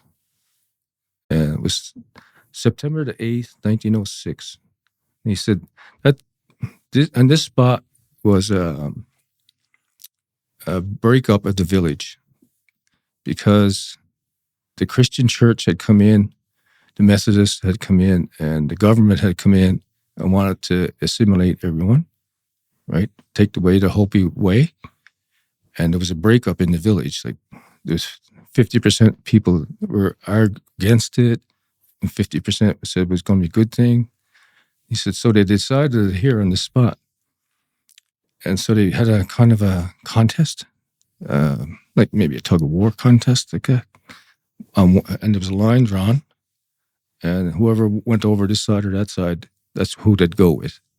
That's who'd win, you know what I mean? Like, so the people won that wanted to leave. So they left and went and started another village next door. But the old Arabi village stayed, and the people that wanted to stay with their culture stayed in that one. And I found it interesting when I looked at the inscription on the rock, engraved in the rock, September the 8th. That's my mother's birthday. You know, like, an odd, right? And so that was great. We had a great visit there. I came back into Sedona. Oh, tell him about, remember, like at nighttime. I apparently, yes. didn't he come sleep with you guys at the hotel? This is the second trip. Oh, I was like, he invited this person with them. Odd. I was like, when he told me that, I was like, No, second trip. he came with you guys, and okay, Different. like with the tobacco and the nighttime, and Yes. Okay. So that's my introduction to the Hopi land, and I met his family, and they're created by like the ant people from underground. beautiful people, and friendly and gentle and all that, right? So I come back into town. So I met him. He was a U.S. vet. He was an Army vet. I went over to his makeshift cabin sort of thing, and I think he had ammo boxes there, U.S. Army written on it and stuff. But he was a great person, right? He invited me back to stay there, to camp there if I wanted to. So fine. We left, went back into Sedona. I went into a studio, art studio, a Hopi art studio. I talking to this person, artist, and I wanted to buy a print. And the print it seemed like the earth, and it had triangles etched into the sides, like a puzzle piece around it. And I said, like, what does that mean, George? And I said, like, what do those things mean? He said, oh, they're the ships.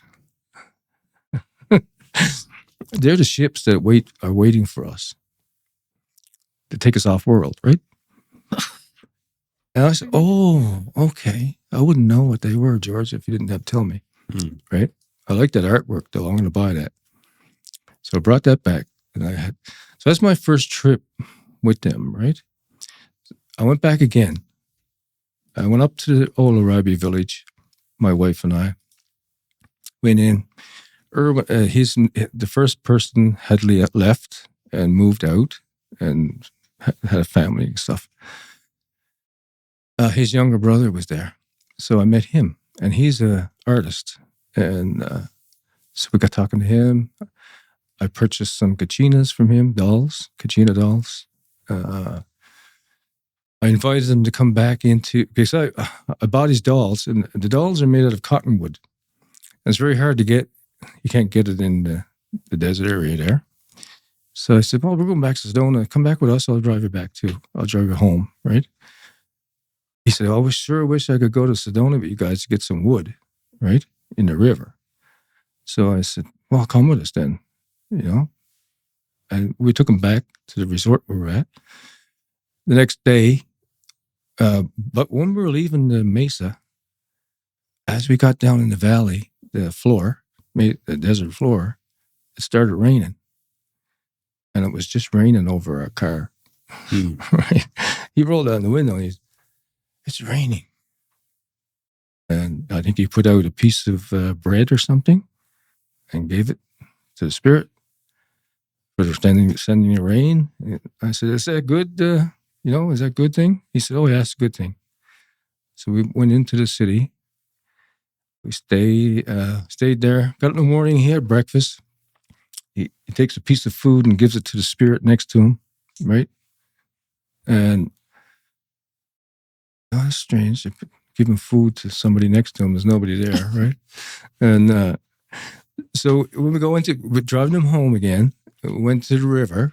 Wading in the river, picking up these pieces of cottonwood. I said, is this one good? Is this one good? We get to put it all in the trunk of the car and get in the car and driving up to the Hopi land again.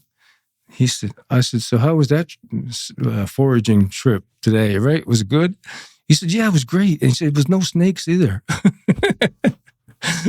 I said, snakes? What? About What do you mean, snakes in the river? I said, yeah, you know. So I'm putting my hand in holes in the rocks, trying to get this wood out and stuff. So anyway, we get up to the mesa, and we kind of got, say goodbye to everybody there, his family and stuff. They invite us back to the festivals in June, and the planting festival. What about the dark? Remember, like he said, I got to get home by dark. Oh yeah, he's adamant he wanted to get home by dark, right?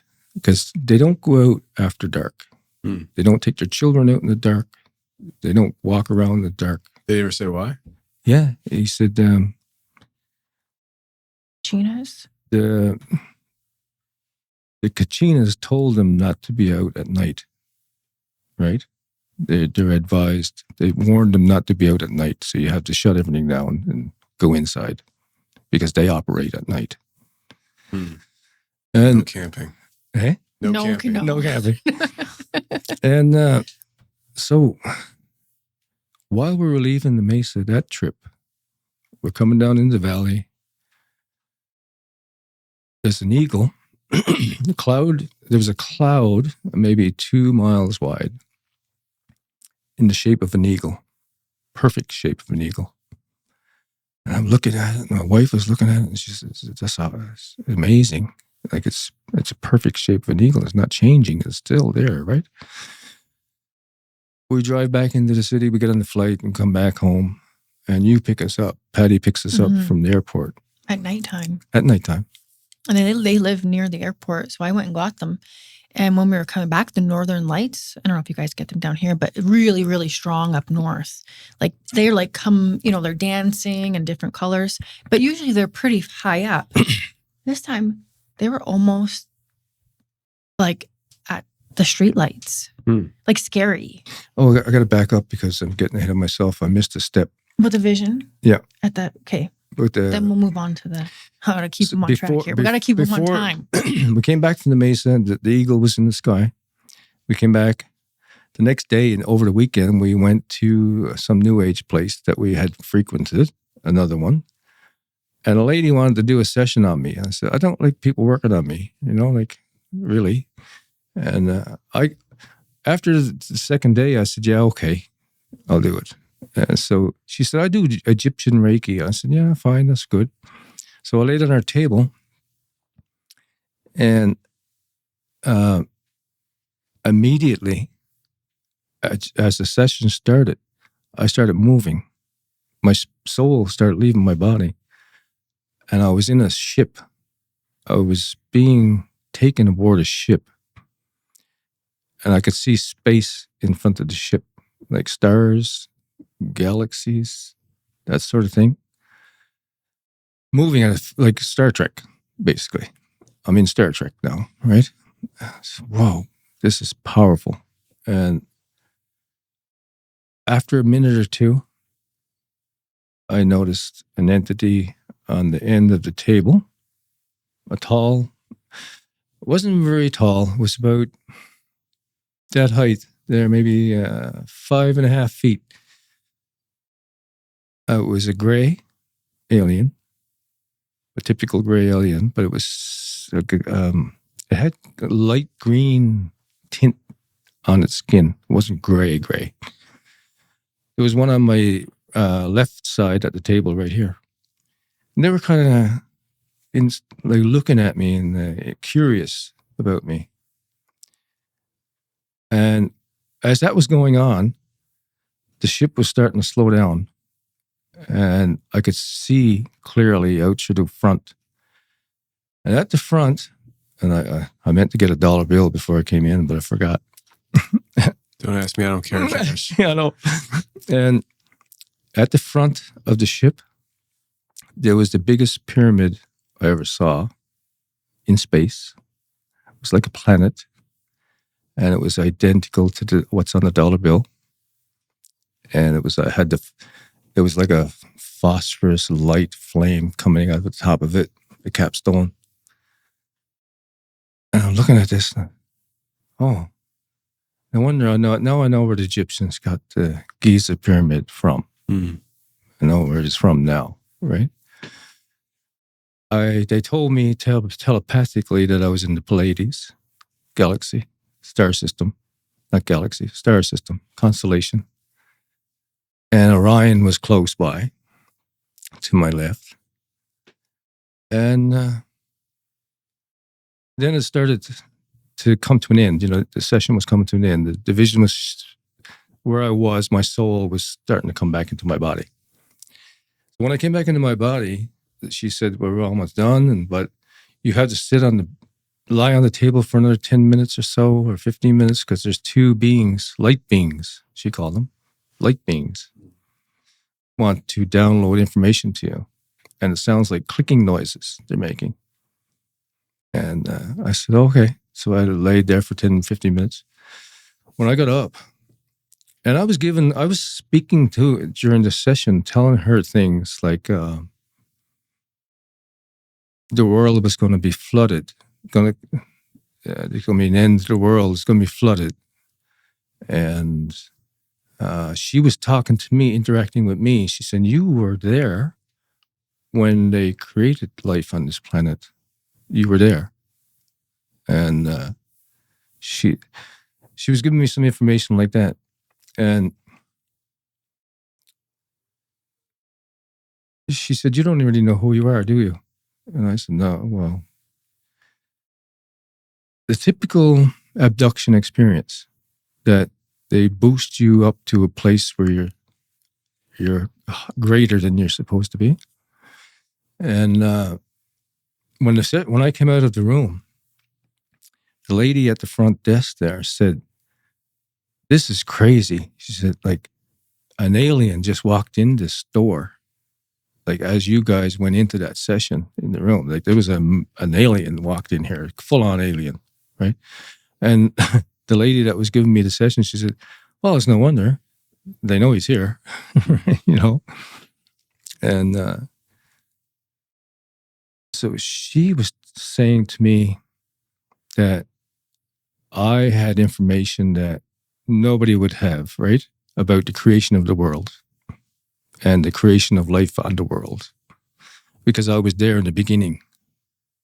Sort of like Prometheus. You remember that movie, Prometheus? I do. Alien ship came down, dropped off a man. Yes. Some similar to that. But I was supposed to be the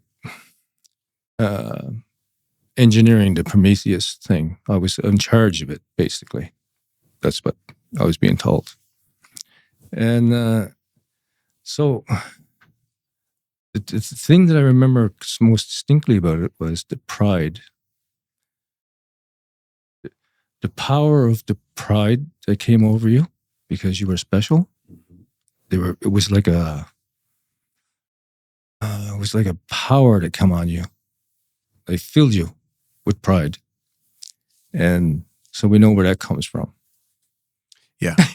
So then what you're saying, like the aliens were trying to deceive people, saying that they created the world. That the Palladians, the aliens that are trapped in that prison in Pallades, that they're deceiving people with abduction stories and saying like, we created the universe.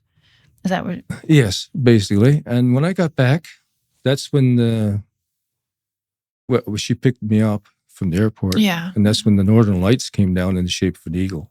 Yeah. And it was almost like at home, you mean? Yeah. Yeah. It was almost like it was following us. Like I was scared. Following us in the vehicle. It followed us until we got to their house, and I ran into the house because I was like, this is too crazy. Like it's almost on top of the van. And it's not usually like that, but. So when I was just deciding to come here and whether I should share the UFO abduction experience, I asked for confirmation about that. And I was getting it in my spirit, yes, you need to speak because there's a deception coming. And I contacted a lady that had given the magazine to at one point that had the Pallades article in it. And she still had it after 4 years. I was shocked that she still had it. And then your buddy Joel podcast. I got on the bus Free the Rabbits podcast, by the way. We got to give a proper shout out. Free the Rabbits podcast. I was asking for confirmation about this, right? Mm-hmm. I said, do you really want me to speak about this? This is important.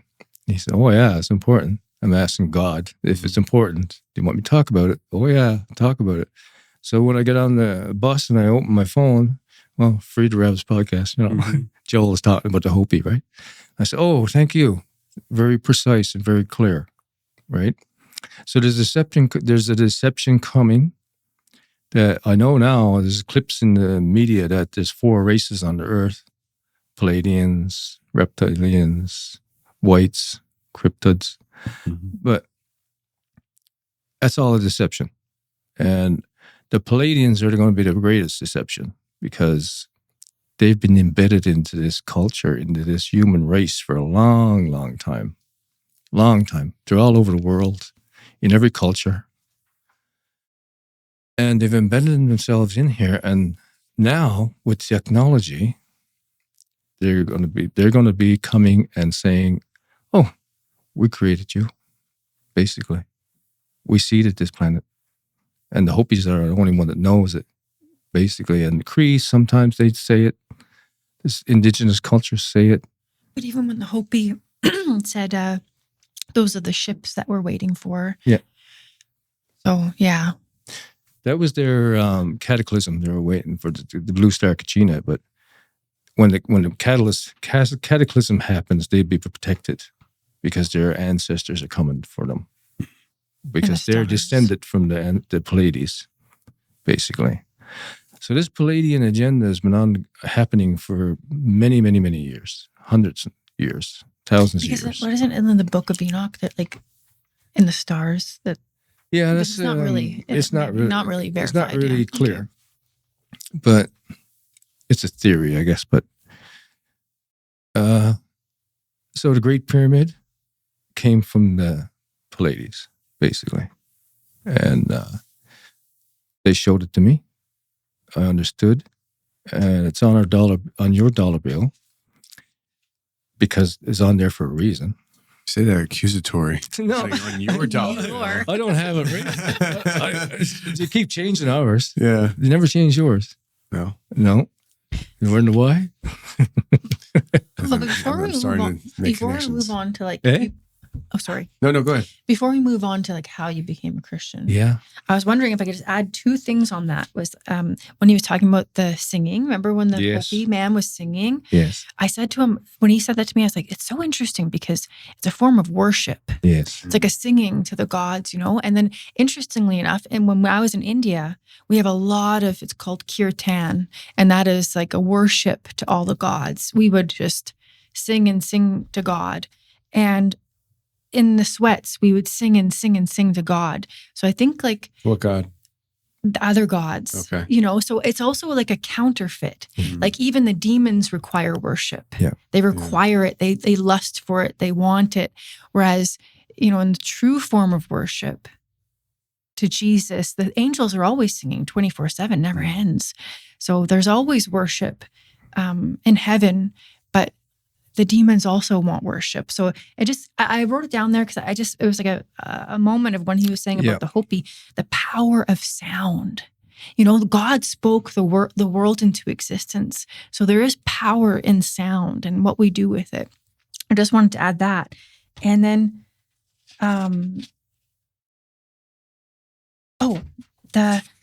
just one last thing before we move on from shamanism and that chord thing. We were talking about last night we watched this documentary about 10 years ago about this father in the States who has a little boy named Roman. He has autism, and they couldn't find anything to help him in America. Like they went everywhere. It was really, really bad, this little boy he had. And so the dad was going all over the place trying to help him. So he finally found this shaman in Mongolia. It's a popular documentary. I forget what it's called, though. So they make the big trek. They go to Mongolia. They even put this little boy on a horse and take him up the mountain for like hours and hours and hours. And they get up there, and you can see the footage of the shaman doing extraction on this little boy with autism. Yeah. Full on, like he's like a shaman that doesn't speak English. He's in the little village. And you could see literally the shaman doing this, extracting. Yeah. And so it was like, so we were talking last night, it was like, yeah. And then after that little boy spoke. Yeah. He went to the bathroom by himself. He did all these things. The father was like, wow, thank you, Jesus. Like, he didn't say, thank you, Jesus. He just said, thank you. Yeah. But in my head, I was like, it healed him, but there's a payment that has to come. And the payment is going to be either their family, something's going to have to pay the price. Whereas in Christian extraction, I guess, Christian healing and deliverance that we'll get into in a moment, the price has already been paid by the blood of Jesus. Right. So there is no extra payment required. No. You know, so I do think that shamans can heal people, but it's going to come at a big cost. Yeah. And can I back up in the silver cord and the golden city? Now, do you want me to tell it quickly? Tell. You're about the shaman in Amazon? Yes, I had studied those people. Okay, go ahead. Okay, maybe because I can maybe speak quickly. Yes, okay, go. Faster. Yeah, good. This amazing documentary we just recently found in the last couple of years. Doing a lot of plugging on this podcast. That's fine. I know. That's fine. I just let it go. Whatever. It's fine. We talked about it in the last time that we spoke with you, but it's just so good. This missionary, he grew up in the Amazon. Mike Dawson. What is it called? The enemy god. Is that what it's called? The indwelling enemy god. Enemy god. Yes, it's so good if anyone wants to see it. But and spiritual warfare in the Amazon. It's all about spiritual warfare. That's interesting. He goes to the Amazon. I'll give you the clips after. And they spread the gospel there. And there's lots of shamans in there. And they really hate him because they could see like, oh, the spirit in you, we don't like it. It irritates the demons in me. So anyway, he said that shaman, like, he actually became saved, right? Mm-hmm. That shaman? Yes. So he said that he was telling a story to the missionary about, maybe I'm confused. Remember he said he said, oh, up in where we go, there's fire on the rocks and stuff. Okay, I'll tell it. Yeah, you tell it. Sorry, I thought I could do a good job. I have not. I was too prideful. You took the reins and they gave right back. Yeah, I took it back. Yeah, I'm humbled. Okay, I'll let you go. But anyway, he was going to these remote villages up the Amazon, and the older shaman, the elder in the village, talked to him one day and said, "Oh," and the young guy said, "Oh, Dios," he spoke in Spanish, God in Spanish. He said, "Oh," and the old man said, "Yeah, I know who you're talking about. You're talking about the enemy God." And he said, "What do you mean, the enemy God?" "Yeah, he's the most powerful God over everything. And he hates us. And he doesn't like us." But we travel there and we see his place, right? And the shaman started describing the place. Because it's almost like that shaman was describing what Dad saw. Remember, there was a city over there, but he couldn't go. That shaman said the same thing, but he could get closer. He could get closer because they travel in the spirit world every day, right? Constantly. Yeah. And they're doing it with hallucinogenics too. Not ayahuasca, but different drug. And it was interesting about that because I studied those people when I was studying shamanism. I did a little documentary on them one time, and I wanted to know a little bit about them, but I had no idea there was missionaries working with them because I was a shaman at the time. Mm-hmm. And so when he did that interview with the shaman, I spoke to him in the village. He said, we go, our spirits take us there and they show us, but they tell us that he doesn't like us. He doesn't want us, the Yanomami people, because he hates us, He doesn't want to share everything with us. And he started, the old man, the Indian shaman, started describing what was there. Mm-hmm. And he said, the streets of gold. And like this guy they don't have anything. They don't even know what a motor is on a boat. He didn't say streets. He said paths, like trails, paths. And it was golden, like shiny, the water is like crystal clear water. If you drink it, you'll never get sick. and rainbows and Around this high place, he called it a high place. he didn't say throne. He just said the high place he where sits on. where the enemy god sits is a high place. There's a rainbow above So him. the missionaries listening to him is like, And then all of a this sudden, guy's read Isaiah. but no. But Dad, here was the crazy thing. He said, and there's also fire. Noise, He nice. said, no, he said there's fire. Yes. Firestones. Yeah. And then all of a sudden the missionary said, No. that can't be my heaven. No, you're in You're hell thinking now. about hell. Yeah. But but after that he goes, there's like lots of noise up there. It's Yeah. too loud. Noisy all the time. Because it was like the worship. Singing. And then he singing. said, then it was Day and just night. too bright. Yeah. It's too bright for us to stay. We can't get closer. And the firestone, he said, well, little who is the surprise. Years later. A couple he of was years reading, later, he's reading in Ezekiel and right? walked in the fire, stones of fire, right? Is actually in heaven. Yeah. Wow. Yeah. Yeah. So these shamans know He's like- the spiritual realm more than we do. Well, that's what the missionary said. He goes, wow, my goodness, this man that doesn't even know how to read a book, Yeah. he knows my Bible better than I do. And the old man looked at the young missionary and said, and you have his spirit. Mm. And he pointed at him like this. You have his spirit. You have the enemy God spirit. Yeah. And he's, Wow. how do you know this? He said, how do you know? And he said, because when you came to our village, all my spirits left and are waiting till you leave to come back. And the missionary could speak his Yanomami language. Yeah. So Anyway. he said he was 17 years old and didn't really know he was saved. You know what I mean? He knew he was saved, but he wasn't. Confirmed. Do I really have the Holy Spirit? Right. Questioning, you know, questioning. But then Yeah. the point of my bringing this back up was with the silver cord, because the shaman, Yes. he would go to the heaven, but he thought it was the enemy God's place Yeah. because he could never get close. Yeah. It was a lie the devil was telling him. Yes. You know, he's saying the enemy God hates you guys. You Yeah. can't go there. Don't go there. Yeah. So when Wow. he would Yeah. go up there, That's crazy. Eh? it was like the cord, he said, we can't get too close. It pulls us back. So There's a the silver cord was being pulled, not necessarily reaching its limit. Yeah. Right. But okay, wow, Yeah. that's interesting. It's interesting. And so anybody questions if there's a heaven, just go ask the shaman in the jungle That Yeah. that has never read anything. that has never read the Bible. Yeah, I just looked it up, and just so that people can look it up themselves, Ezekiel 28:14 through Yeah, 16 That's right. is that scripture verse. Yeah. Anyway, Wow. I didn't mean to cut you off. No, I no, just had to add that's that. great. But do you want to get into tonight how we're Yes. how we're going to become Christian and yes. look into the animals? Oh yeah, sure. Yeah. Yeah. So like I said, I like how you're just like, I can tell you guys both blueprinted the conversation, and you're just helping Dad just kind of navigate through. well, this. we used to do workshops and she'd the new age. she'd be timing me, right? I'd be like, They only pay for an hour, Dad.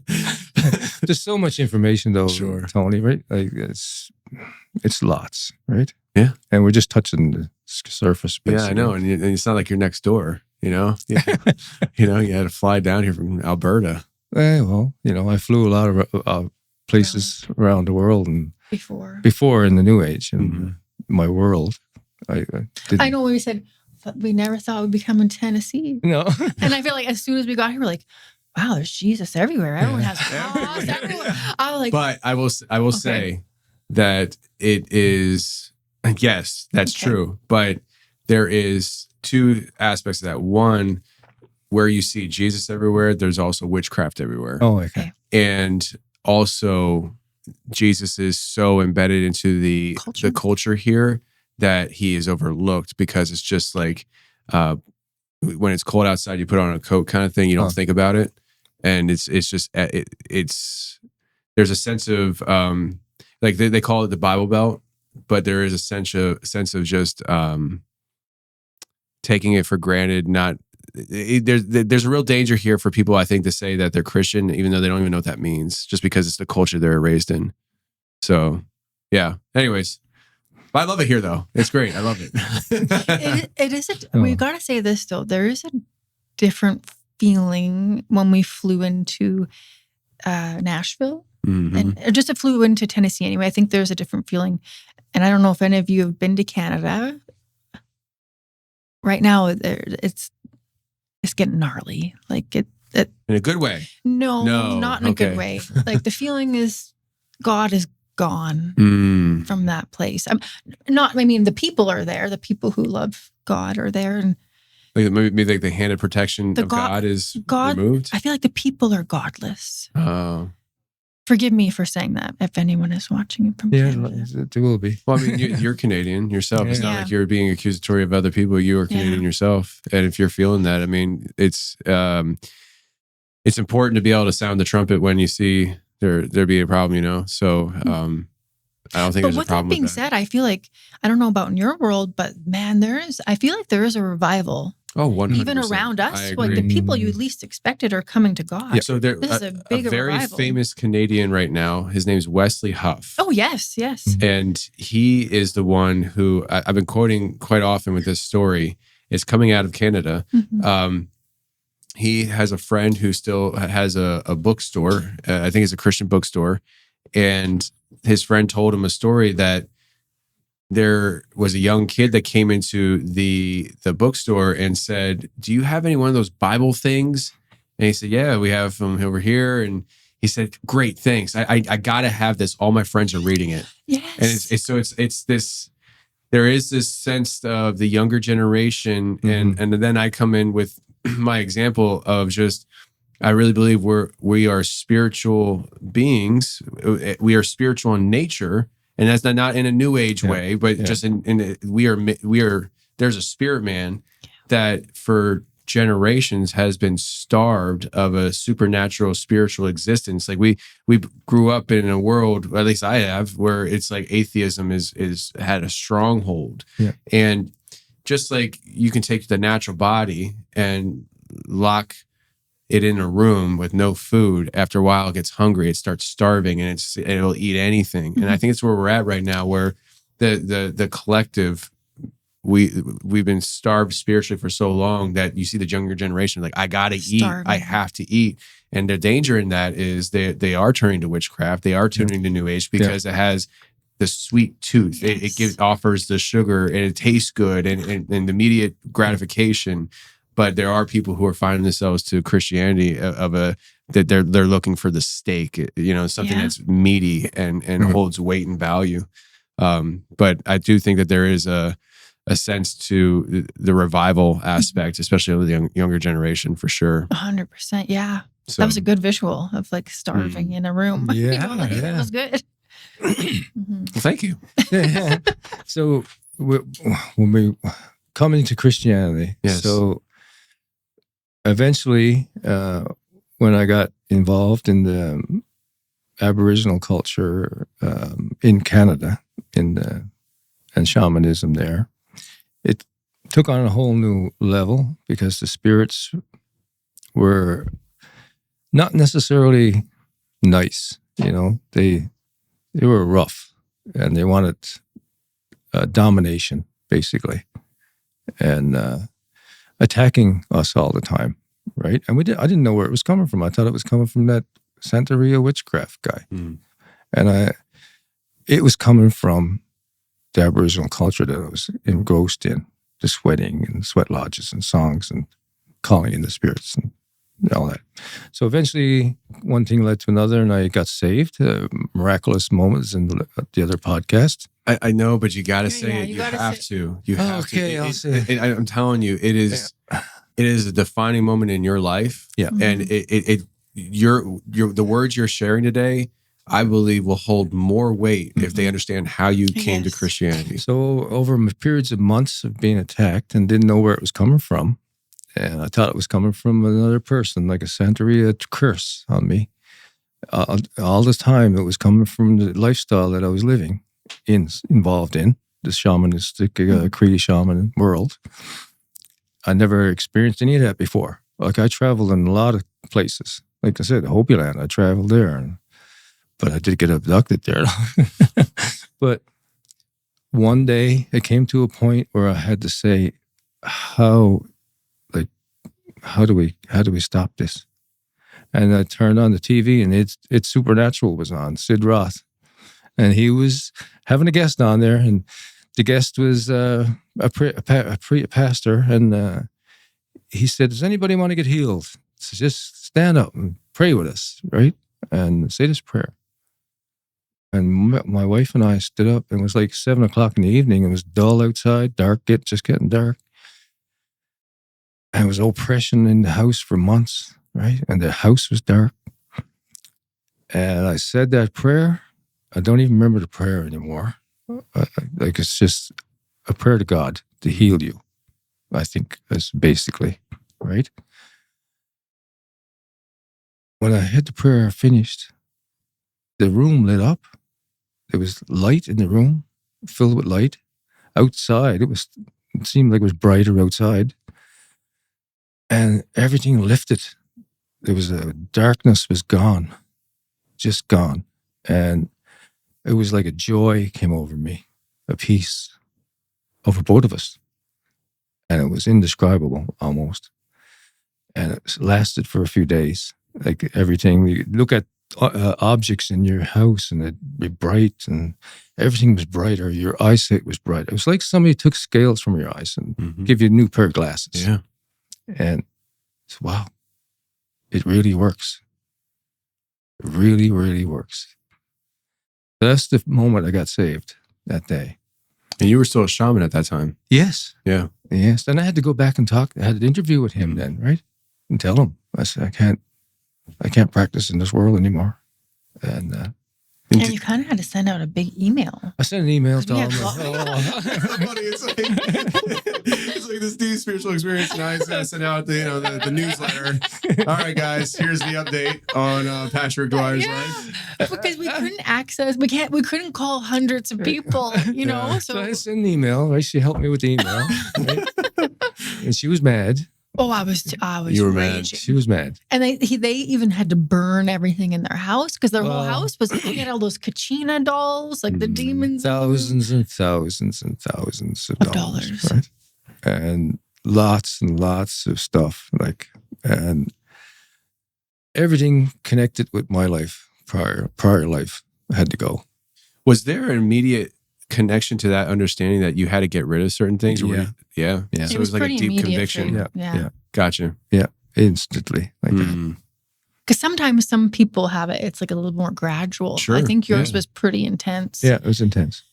Yeah. Because remember, like in the Book of Acts, and they brought all their incantation books That's and right. everything and just burnt it. And like the worth was so much money. Yeah. That's what you had to do.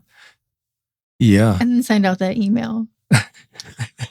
But guess what? A lot of our people, the main people, are now Christian. Really? Yeah, it was amazing. Whatever happened to him, I want it to happen to me. Because he was so big in Alberta. They're like, it would be like the person you admire, like you respect the most. Yeah. Why did he leave? Right. Like there was a question of, but I was raging for like a year. Yeah. And because I grew up like that. So I thought I was like, you lied to me this whole time. So it was like an identity break, I guess. Like I was like, is this even real? So I did teach for a whole year, or I was doing that stuff for a whole year, but I kept sweating and I got attacked more and more and more. I used to always have sleep paralysis since I was young, but it got worse. It got worse to the point now the spirits are touching me and like hurting me. And I was like, oh, maybe they are right. Like if this stopped with them. But I still had this doubt because I actually thought Christians were lame. I thought they were kind of losers. Like they can be dorky. But I was like, what do they know? Like I was just like, kind of like, that's just weak. Yeah.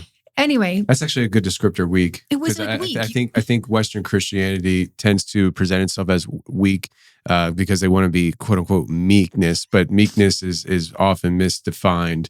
The reality is Christ was a warrior. Oh yeah, he was strong, and if we're going to embody that, we need to be warriors and strong as well.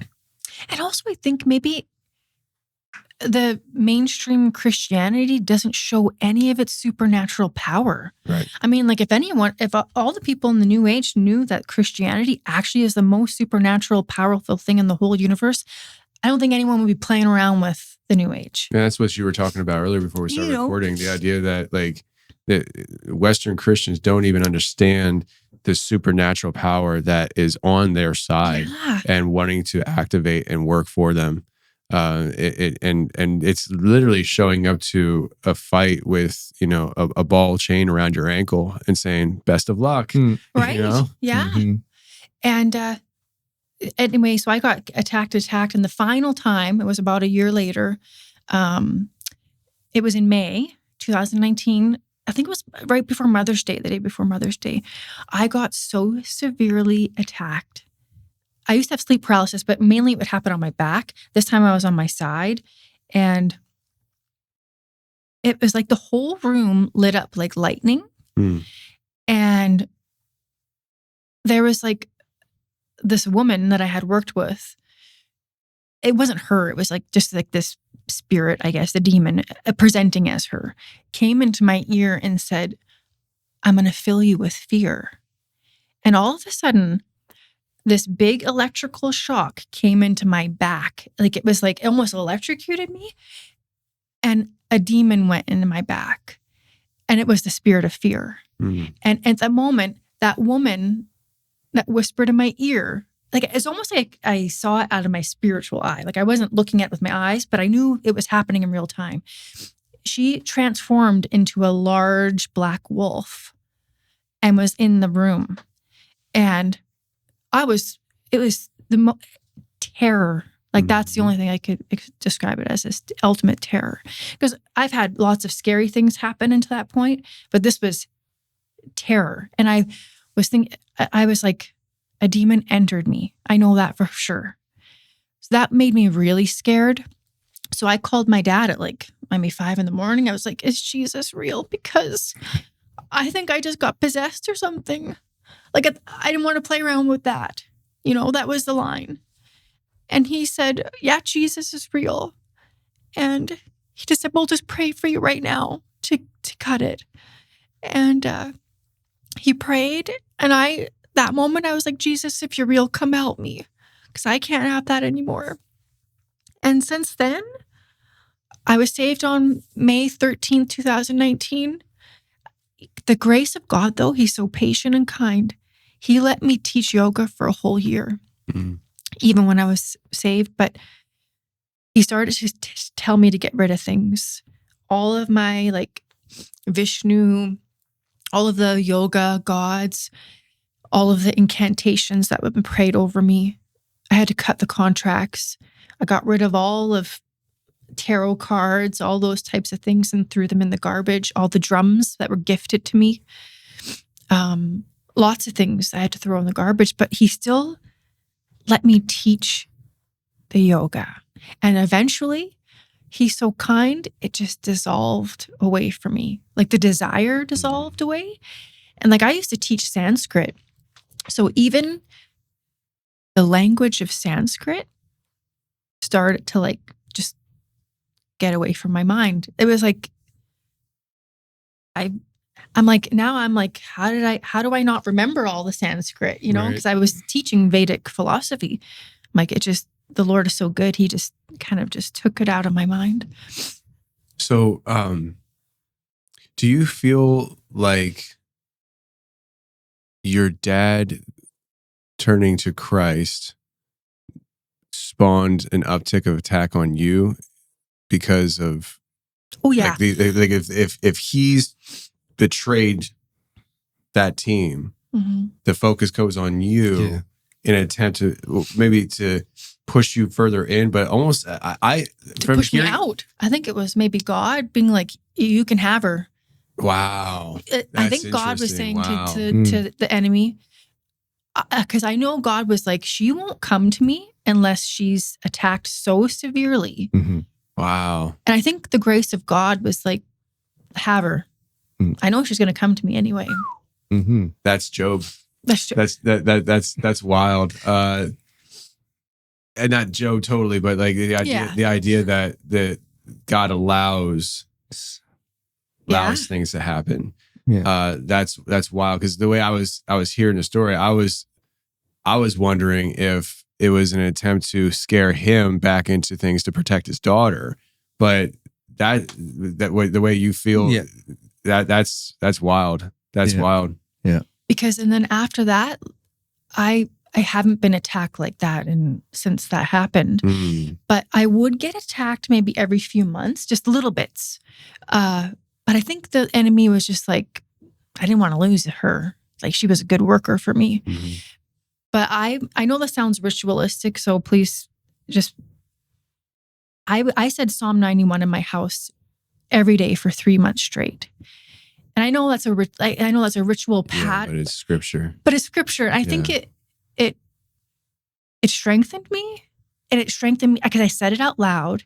I commanded my house to be in the presence of the Lord. Afterwards, it wasn't a ritual. It was more of, this is what I declare. Yeah. And then after that, man, I barely ever get attacked. Maybe once every 6 months, but I can catch it in my dream, or if it's happening, I'm not afraid. There's no terror. And when I said that to my dad, when I got really badly attacked, when it said, I'm going to fill you with fear, he was putting the spirit of fear in me. That was an actual demon. And Dad said, remember how he was saying before we started recording that the enemy is clumsy? He's smart, but he's clumsy. So Dad said he wasn't very smart because he told you what he filled you with. Now we can pray the spirit of fear out of you. Wow. You know what I mean? Because then you have a specific thing that you can fight. You know where to attack. Yeah. Wow. Wow. Powerful. It's powerful. Very powerful. So when I got saved, prior to getting saved, I talked about the workshops that I did and training that I took to escort souls into the light, basically, trapped souls. So now I'm saved, right? And people are coming to me and say, I got this stuff in my house. And this lady came to me, a good friend of mine, good friend of ours. She's a beautiful person. She taps me on the shoulder and she said, could you help me? I'm being tormented by demons. And I said, she said, someone told me that you can do that kind of work. Like, you can do the shamanic work. And I looked at her and I said, I'm sorry, I don't do that kind of work anymore. I'm really sorry. I can't help you that way. So I turned around and walked away from her. And something told me to go back and talk to her. I know what that something is now. The Spirit, the Holy Spirit. He said, go back and talk to her. And I went back and I said, I can't help you the way I did before, what I did, the way I used to work in shamanic work. But I can probably help you some other way. It's through the Holy Spirit. It's through the blood of Jesus will help you. And she looked at me and she was so desperate. She said, yes. Now, this is a Muslim lady. And there's a Christian talking to her saying that he can help her. She took it. She believed me. And what she told me, what was happening with her in her home, she said, it sounds like flies. Like, they come at night, and now they're coming during the daytime. And she said, there's buzzing like flies all around my head, and I can't stand the noise. And I said, did you say buzzing like flies? She said, yeah, flies. So I looked at her and I said, do you know who the Lord of the Flies is? Right? It's the king himself, Satan himself, right? Beelzebub was in her home. And a host of demons were in her home, tormenting her. And I said, no, I got my King James Bible. I'm a new Christian, right? How does all this work? Maybe I got to use oil or something. So I got to retrain. Yes, it was like a weird stumbling, stumbling around, retraining. I'm looking at online some Christians doing exorcisms and all that kind. I kind of knew about exorcisms, right? And but I'm trying to do it the right way now, right? And I go to her home. I bless her home. I bless her. She accepts Jesus. She's a Christian lady, and her whole family is Muslim. Wow. Now she's a Christian. And now she's the most on fire for Jesus Oh, yeah. you've ever seen. Like wildly. Yeah. She got Bible studies online, all stuff like that. Right? But the demons, it's progressive too. The demons left, but they stayed in the perimeter Of her property. of her property and were tormenting her, right? After 2 weeks later, I went back to her home. I blessed her perimeter, the boundary lines of her property, and they're gone. They left. So the power and authority that we talked about before the podcast started is so important that people have to understand that they have the power and authority to escort those things away from people, from their life, and they don't have to be there anymore. But like Jesus said to his disciples, you have faith by prayer and fasting. You know, like there are times when you have to do that, fast and pray. I fast and pray all the time if I'm going to do something with anybody. And we talked about, I just wanted to talk about that little story because it's so powerful. Yeah. And we're close friends today, like really close. But when she walked out of her house, my wife did it. She wasn't a Christian yet. She wasn't a Christian yet. She came to me. I said, "You got to come to my house and we'll have a little sit-down meeting and see what's happening." Right. So my wife, she never met her before, and she's talking to her, and don't worry, everything's going to be okay, and all that. And we're going to get you sorted out. We'll get a Bible for you and all that stuff. And like, I don't think she was ready for that. No, and I'm talking to her, and I said, I'm going to come see you next week. And when she's going through the door, my wife's saying, "Yes, and I can see you. You should have a Bible study. You should start a Bible study." Just out of nowhere. Out of nowhere. And she was like, "Wow, this prophetic word on her, right?" Now she has Bible studies every week that she hosts. It's like God is so good. Like he's involved. Yeah. When you're involved, he's involved. When you're involved, he's involved. Yeah. You got to be involved, right? So she just prophetically said, I see you doing Bible studies. And right now she's full on doing Bible studies. About animals first or the healing and deliverance? We got to go into the aspect of the souls trapped in the middle world. Okay. So that's healing and deliverance. That's a deception. So when I was trained to move people into the light that are trapped. Like from shamanism. Souls and shamanism. I was trained to move these spirits out of homes and things like that. So they represent themselves as actual people. I went to a home where there was a spirit of a 10-year-old boy.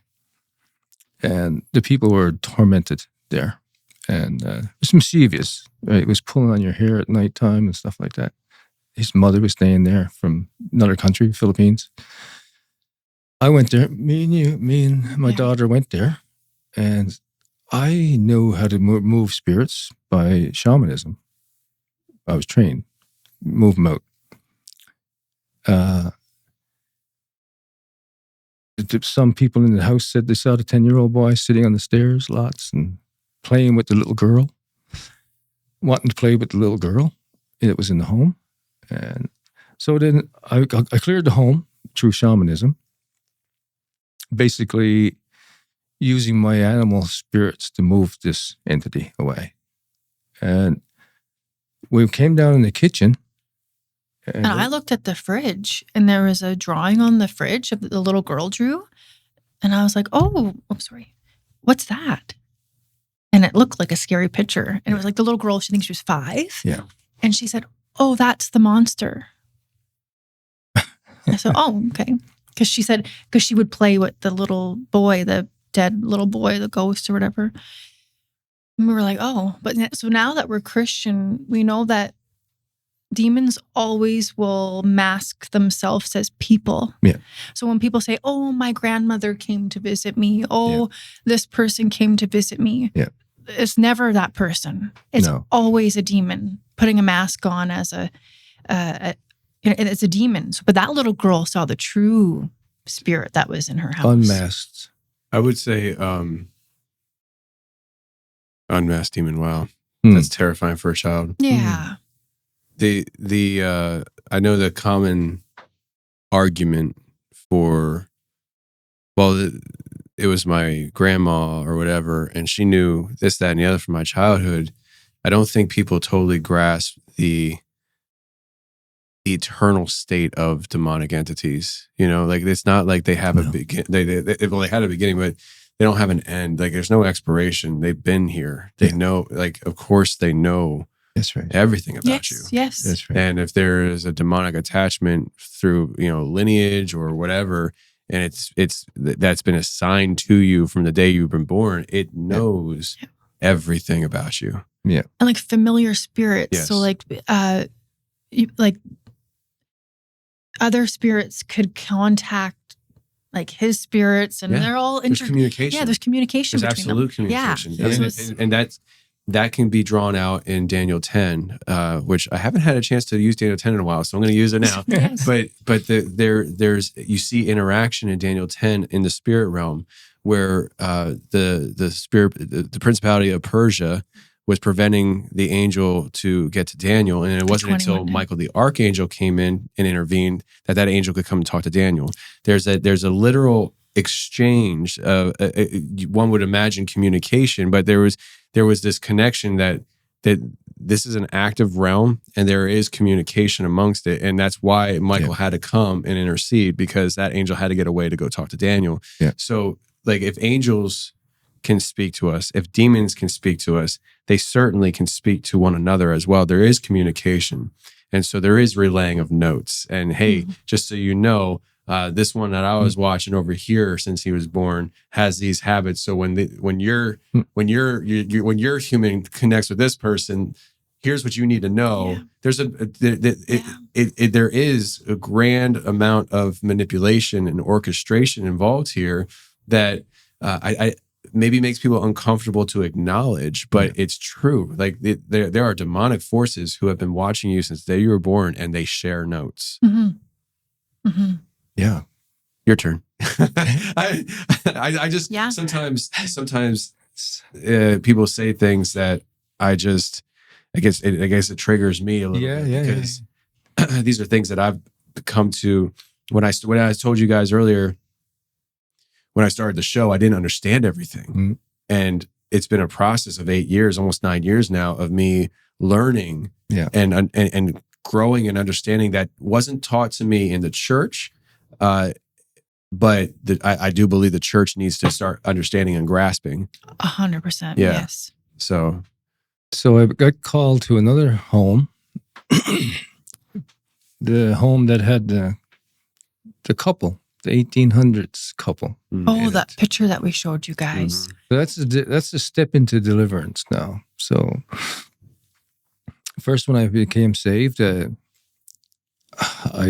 knew the scriptures quite well because I read them for 40 years, and I read New Age encyclopedias for 40 years, right? And I didn't take Christians seriously. Even when I was in Sedona the first time we went there, I went to do that session with that lady, came out of the store, and it was Good Friday. There was a group of Christians going up the sidewalk with a crucifix. And my wife looked at me and said, "Isn't that sad?"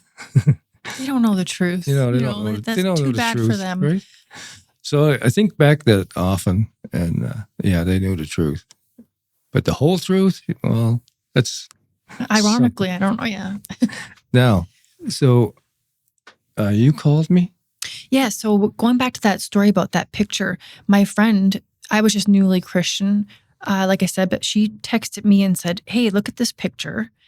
My mom took this picture of my kids, and there's these two spirits in the picture." Yeah. So I said, "Oh," and you could see them. And so I sent it to Dad, and I said, "Could you go over to my friend's house and help them? Like just pray over their house or whatever." No, you weren't Christian yet. Yeah, I was. You were. Just turned turned recently. Christian. Okay, yeah, okay. So I thought, he would go over there, not with the Bible, I was not thinking The that. horror. I was like, even though I was a new Christian, I was like, okay, I still am embarrassed. Yeah. You know, like there's like this weird transition period to be like, oh, I love Jesus. I still could. It was embarrassing, you know? So they go over to my friend's house. I wasn't there. Yeah. They brought the Bible. And like I was saying earlier, my mom's afraid of dogs. So they had this big dog that they got from the reserve. And my mom said, just put her outside because I'm just afraid. So they come in and they start anointing the house. Dad keeps praying over the place and says, like, maybe you should get rid of a couple things in your house that I could just spot out. Just in terms of like, they had like a buffalo skull and a few things that, you know, we just think that are innocent. But as a Christian now with new eyes, we see like, maybe you don't want this in your house.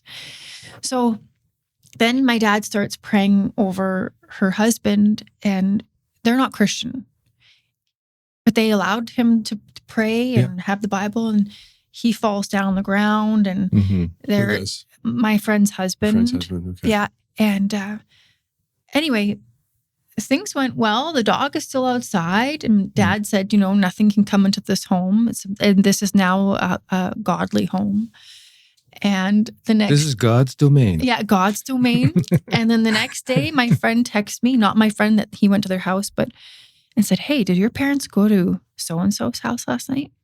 I said, yeah. Why? What'd they do? I know. I was like, why? And she said, well, I'll just call her Mary. Mary's dog died last night. And I was like, oh my gosh.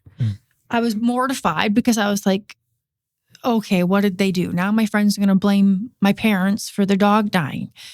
So I called Mom and Dad. I said, did you know that so-and-so's dog died last night? So then I call my actual friend that happened to, and she goes, yeah, it died. It didn't even come back in the house. So now fast forward until like right now, like this, in the last few months. How long ago was this? That was in 2019. Mm-hmm. So we've been now practicing a ministry of deliverance, healing and deliverance, like full throttle here. And lately the Lord is bringing animals, which is a very bizarre thing that you wouldn't really kind of think about. But now reflecting back, we know now that the dog wasn't allowed into the house because it had something in it. Yeah. They got the dog from the reserve. It probably had a spirit, a demon in it. And it wasn't allowed back in the house. Now, a good friend of mine, just recently, last month, she has a little cat, and she's had it for a year. And we went down to visit her. And she said, come and visit us. She lives in a different city. She said, I have some people that we want you to pray over. So this person is my first yoga teacher ever. She's now a full-blown Christian. She believes in deliverance. She's full on in it. She's with us. She was with us in our past, and now she's come with us to Christ. Yeah. And so she said, we want you to pray over somebody. So we go there. What was he, an Anglican priest? Yeah, for 40 years. Yeah, for 40 years. So he goes, Anyway, that's sidetracking. Sidetracking. On the same day, we did deliverance on an Anglican priest. Let me tell you, that was gnarly. That was gnarly. Yeah. That was gnarly. That's sidetracking. That was in the middle of a day too, and I'm like, let's stick to the animals. Let's stick to the animals. So in the same day though, in the same couple hours, Anglican priest and then the cat. So at the same time, my friend's like, could you also pray for my cat? No, it doesn't like anybody. Except me. It bites you when you put your hand down. It attacks people. She has worship every month, and they all come. And she's like, just don't touch the cat. The cat will attack you. But the cat loved her. And she loved the cat. Anyway, could you pray over the cat? So Dad takes the cat and prays over the cat, puts oil on him and everything. So, but even when you prayed over him afterwards, he just still tried to bite you. Yes, right. Anyway, so a couple weeks later, 2 weeks later, she texts me. I said, how are you doing? She goes, terrible. I'm devastated. My cat died. I was like, of course it did. my cat. I know. And I was like, no, please, no. And she was devastated. So Dad, though, knew. Got her a new cat. No, Dad knew that there was a demon in the cat. You knew when you were praying over the cat? Yes. Okay. And so a week later, she was going to come down. We have a camper, like a lake lot. We have like a place we go, like on the lake. Yeah. Anyway, so her and her son were going to come visit us, and they come and visit us, and she's still devastated about the cat. Yeah. And so Dad said, I really have to tell you something about your cat. She just couldn't let it go. Like it was really bothering her. Yeah. And she was devastated. So she tells us the story of it. One night, in the nighttime, she gets up to go to the bathroom, and the cat usually follows her. And it didn't this time. So she went back into her room, and she looked at her bed, and her cat was sitting on the bed, but it looked bigger. It was a black cat. He looked bigger. And it looked like he was wearing a little vest. And I was like, oh, that's weird. And she goes, and he was grinning at me. And she's like, that just stood out to me. And then she goes over to the cat and she picks him up to hug him. And it's kind of dark in the room. And the cat flew out of her arms and jumped down and went into the kitchen. And she was like, oh, maybe she thought she had a mouse in her house. So she thought the cat was trying to get the mouse. So she heard all this commotion. She goes into the kitchen. And as soon as she's walking, she gets this flash vision across her eyes of a pentagram. And it disturbed her. She was like, oh my, where did that come from? Cat was in the pentagram. Is that what she said? Yeah. Okay, she didn't tell me. The cat was in the pentagram? Yeah. Okay. Which it disturbed her because she was like, and then she was sacrificed in the pentagram. And because she said, jeez. Yeah. So she was like, is it me? Like when she saw this thing, is like, anyway, so this is only in a few minutes apart. He was perfectly healthy and fine on the bed. She goes into the kitchen, turns on the light, and he's on the ground and his back legs can't move. He's sprawled on the ground, like almost pulling himself off the floor. So she puts him in a blanket and takes him to the bed in the nighttime. And then he died there. I think they had to put him down because they said that he had blood clots all in his legs. Dad said it was a demon in the cat, and the fact that the pentagram came across her eyes was like whoever she got the cat from. The cat litter. Yeah, the cat litter or something around that woman that had all these cats. A witch. A witch. And then so on the bed, when she went and saw her cat, he looked a little bit bigger and like wearing this little jacket. She was like, he was sitting like he's never sat before. It sounds like something out of Alice in Wonderland. Yeah, and that's what she said. She goes, he was grinning like the Cheshire cat. Jeez. Yes. And so she said, what do you mean? Like, was that my cat? And Dad said, no, that was the spirit of the witch. Wow.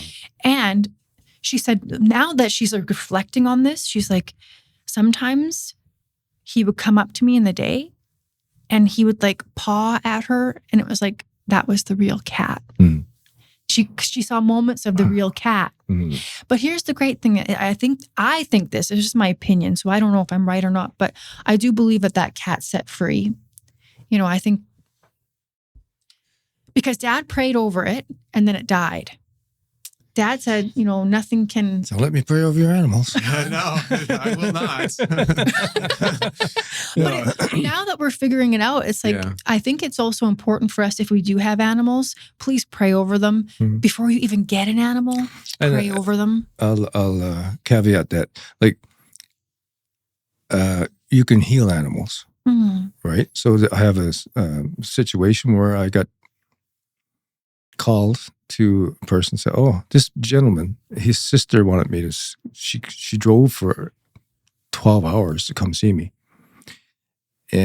But I had done a deliverance session on him, for him, and healing session for him. And he was so, let's say, enlightened by it, I guess, that he was set free, that he said, can you help my sister? I said, well, I don't know. The Holy Spirit can help. Yes, tell her to come. She had a terrible life, traumatized, physical trauma, 4 bad marriages, like really bad stuff. And she had a little puppy with her when I met her. Little Yorkie. Little Yorkie. And she said, we set up this appointment for her to have a deliverance session, prayer and deliverance. So I was interviewing her, getting to know her a bit. She said, you don't mind if I hold the dog? She says, the dog is really attached to me. She told me the story about the dog. The dog, she raised pups to make some money and stuff. And there was 2 big dogs next door that got loose. And I don't know if it killed the mother and father of the dog, the pup litter. It killed everyone except just one survived. That little one. That little one. And it wouldn't eat. It wouldn't eat on its own. It was Traumatized. probably traumatized from what happened. And so she had to hand feed it and all that. Look after it like a little infant, basically. It was about a year old, that pup. And so during her deliverance session, the partner that I had, the lady that I worked with, she works with me sometimes now, but she was glad to hand the mantle to me, right? And so I love her, but she's going to come back and work with me. She don't know it yet. So she said, "Oh, let's pray for the puppy too, right? Instead of just for the lady, right?" And I said, "Yeah, okay, we'll pray for the pup." And 10 minutes go by, the session's over. 10 minutes go by, we're sitting and having tea, and she's doing this. I was kind of looking at her and said, "What's she doing?" And I said, "What are you doing?" She said, "I haven't been able to breathe out of my right nostril for years and years and years because my nose was broken so many times." And she said, "Now I can breathe." So she was getting a physical healing. And the next day, I wanted to give her a card before she left town and stuff. And I went over and see her brother, and she was there. She came bouncing out of the room, and before that, she was on many medications. She was not moving very well, and all that.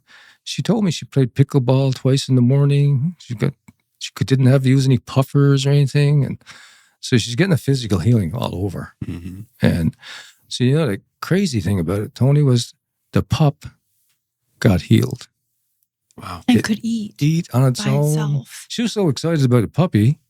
she was great. She said, "It's wonderful. It's wonderful what you did." And I said, "Oh, wow." So animals can be healed and they can be possessed. Just remember in the Gospels, remember the demons go into, remember the legion. Yeah, said, "Please send us into the pigs." So what I'm finding is an animal that is under oppression or possession can't be in the presence of God. That's interesting. So when you bless a home, when you anoint a home and dedicate it for the work of God, totally. Remember Jesus said the kingdom of God has come near you when the healing takes place?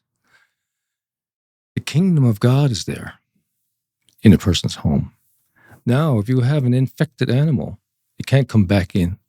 It can't stay in that home. It has to leave. And the demon has to leave. So the demon tears the animal life away. Wow. So I have a situation from my childhood that I want to bring up because I have no proof of any of this, but what you're saying is something I have never thought of before. When I grew up in a trailer park. We were very poor. Everybody, not just my family, everybody in the trailer live in a trailer park. I do too. Well, ours was holes in the ceiling. No, I know. Trailer park. My dad would send me up on the roof once fixed the rain leak. Well, yeah, it was in the fall. I'd have to go up and take this silver coating and coat the roof for the wintertime. So when the snow was on there, it wouldn't melt and leak through the roof. Yeah. So I had a dog, and his name was Tucker, and he would jump through the door to attack people. He would jump through windows to attack people. We had to duct tape our storm door because it was just filled with holes. And he bit several kids in the neighborhood. He would, when we would come home, and he would have busted like a glass bowl and ate an entire bottle of aspirin. Yeah. Things that you would think would kill a dog. Yeah. Chocolate, they say it kills dogs. He was indestructible. There was a family down the road, and they had a dog, this German Shepherd named Tank. It was a huge dog, and he came wandering into our yard one day. I wasn't there, for my dad had taken the dog out at night, and Tucker just took off, and you heard it happen, and Tucker came prancing back. He was a very violent dog. And legally, we had to put him down. Yeah, right. And he was possessed. I remember the night before we had to put him down. You love the dog, even though it's a problem dog. You love the dog, and I felt sad that I was going to lose my dog the next day. And this dog never would cuddle, wouldn't let you pet him. He just was his own creature, just existing. Right. And the night before we put him down, I was laying on the floor, and he came over to me and cuddled up against me and just laid on me, and like was just acting like your pet, like a dog. Yeah. And my whole life, I felt like he sensed that he was going to be put down, and he was saying sorry, even though I didn't really have an understanding that. And even as an adult and stuff, I don't think about it like that much.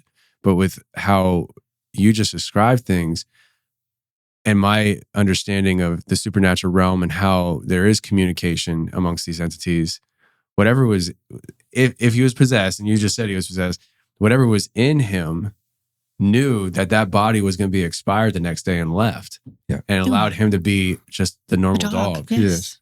That's wild. That's wild. That's wild. Holy cow. Yeah, I knew it would get wild, but remember when I said the connection between humans and animals in the beginning of the podcast? Yeah. And I feel that the earth would give us that connection. But see, that the demonic realm knows that connection too. All they are looking for is blood, a circulatory system, something to feel alive, that breathes, and that, right? That's why the demons said to Jesus, please don't send us to the abyss. Please let us go to the animals. They're still doing that. Wow. Still doing that. Wow. And the animal dies because it's in the presence of God. All those pigs died because they're in the presence of God. Those animals, that cat and dog we're talking about here, died because they're in the presence of God. That's wild. That's crazy, isn't it? Yeah. And for all the animal lovers out there, like I love animals. Just be careful when you're picking out animals or going to rescue animals, because you have no idea where they're coming from. If there's practices being done, where they're coming from. Like Patti mentioned, rescue dogs, reserve dogs. Yeah. We know what's happening there with the sweat lodges and the spirits that are called in, right? And I can look at an animal now. I can look at a dog, or usually dogs. I can see the nervousness in their eyes, and I can see it in a human being that has a spirit. Oh yeah. Especially So now, it's the same look. and also because now we do like healing and deliverance, like full on. I mean, Dad could have an appointment every day. Yeah. Of every day, every day until the end for how much deliverance people are wanting. There's thousands and thousands. So he's retiring this year. Yes. And he's not going to be bored because he doesn't even have time to keep up with all the appointments. No. And the thing So is, you're not retiring. You're just moving on. full time into the deliverance Yes, ministry. yes. But it's interesting what he said about the eyes, because when we're now, not so much me, but more you, but praying over people and delivering people, Yes. when he's speaking to actual spirits, Yes. like sometimes they'll speak. Yes. Dad will have to stop Mm. and tell the person to look into Dad's eyes. So, and you can see the spirit if it's still there. Mm. Yeah. You were talking a little bit about this before. I can't remember exactly because I know you said some things. You're like, I don't want to talk about that on the show, though. But if I bring something up, don't mention the name. But because you did say how you went through deliverance, Patti. But I think it was a friend that went through deliverance that looked completely different than what you were, and that was like your first exposure to like, this is a little. It was big, yeah. A little. Yeah, big. Yeah. Yeah. It's a little big. So the first few times I was involved in deliverance with my parents was when Russ is there, he you remember Russ? Oh yeah. So Russ had a conference one time in New York, and there was a bunch of people there from Kamloops, BC, in Canada, and a woman manifested in the back row, right? And she manifested, and I remember what Russ said. He said, "This is where the rubber hits the road." It's go time. Yeah, it's go time. Yeah. Yeah. Go ahead. But you know what, though? Like for the first few times I did deliverance with you and Mom, deliverance doesn't have to mean manifestation. Like people don't have to manifest. No. And those few times, like there were just a few things maybe that happened to these people. Maybe they tightened up or, like it wasn't like, I guess, out of a movie or something, but people don't have to manifest. So the first few times I thought it was pretty big. But then one time recently, it was a good friend of mine, actually. She asked for deliverance, and I wasn't prepared for what I saw. But the Lord, like now I'm like, okay, now I'll be okay for future things. That's right. Because, yeah, it was I don't even know I don't have words for it, but another thing was speaking out like of the this voice person. changed? Yeah. Yeah. So in that moment, that was I'm assuming your first experience on that kind of level. Yeah. We operate in a confidence that is supernatural, but in those moments, you're still in your flesh. Was there a part of you that was scared in that moment? Yeah, I said to my mom and dad, like, there were moments in that session that would just come into my mind because it was going on for a long time. Like, the session was long, and I was thinking in my head, like, I don't think this is going to end. Like, I almost had doubt. Like, doubt was creeping in. I think that was the enemy, though. Like... That was the enemy. Because faith and belief is such a huge piece of yes, this. because I was like... Because when this person started speaking, I was like, oh no. Like, how are we what are we doing here? How do we get rid of this? And there were a moment of like, we're going to be here till tomorrow morning. But that's not the case. It ended perfectly on time when it was supposed to. So it was a confirmation to me to have faith, but definitely doubt and a little bit scared. Some of the details of that would be important to share too. The person involved. I just didn't want to bring up like confidentiality. Confidentiality, Yeah. yes, yeah. But it usually stems from childhood and trauma in the child. So, and these things get a foothold and they come in. I think you said one time, and I said this to Tony last time I was on, like when there's any trauma, especially as a child, it's like blood in the water for sharks, and the sharks are demons. Yes. So it's like as a child, if someone is like traumatized, the demons just like flock there. They know there's an opening. It's like I can gain a foothold, and whatever that may be, like we have to deal with, and they're very specific spirits. So you can hear this person's kind of story. So you just let them speak like what's happening. Dad will get them to like write kind of like soul ties. Like you would write on a piece of paper like two columns, like soul ties, and over here would be forgiveness. Think about people in your life that you kind of have soul ties to. It could be anything. Can you describe what a soul tie is then? Because like you said it several times now, and I think I understand what it means, but rather just so sure. you know it's the silver cord. So when your soul is interacting with another soul, there's a connection that's made in the spirit realm. Not so much in the physical realm, but in the spirit world, you're connected. Especially with relationships, like husband, wife, personal relationships.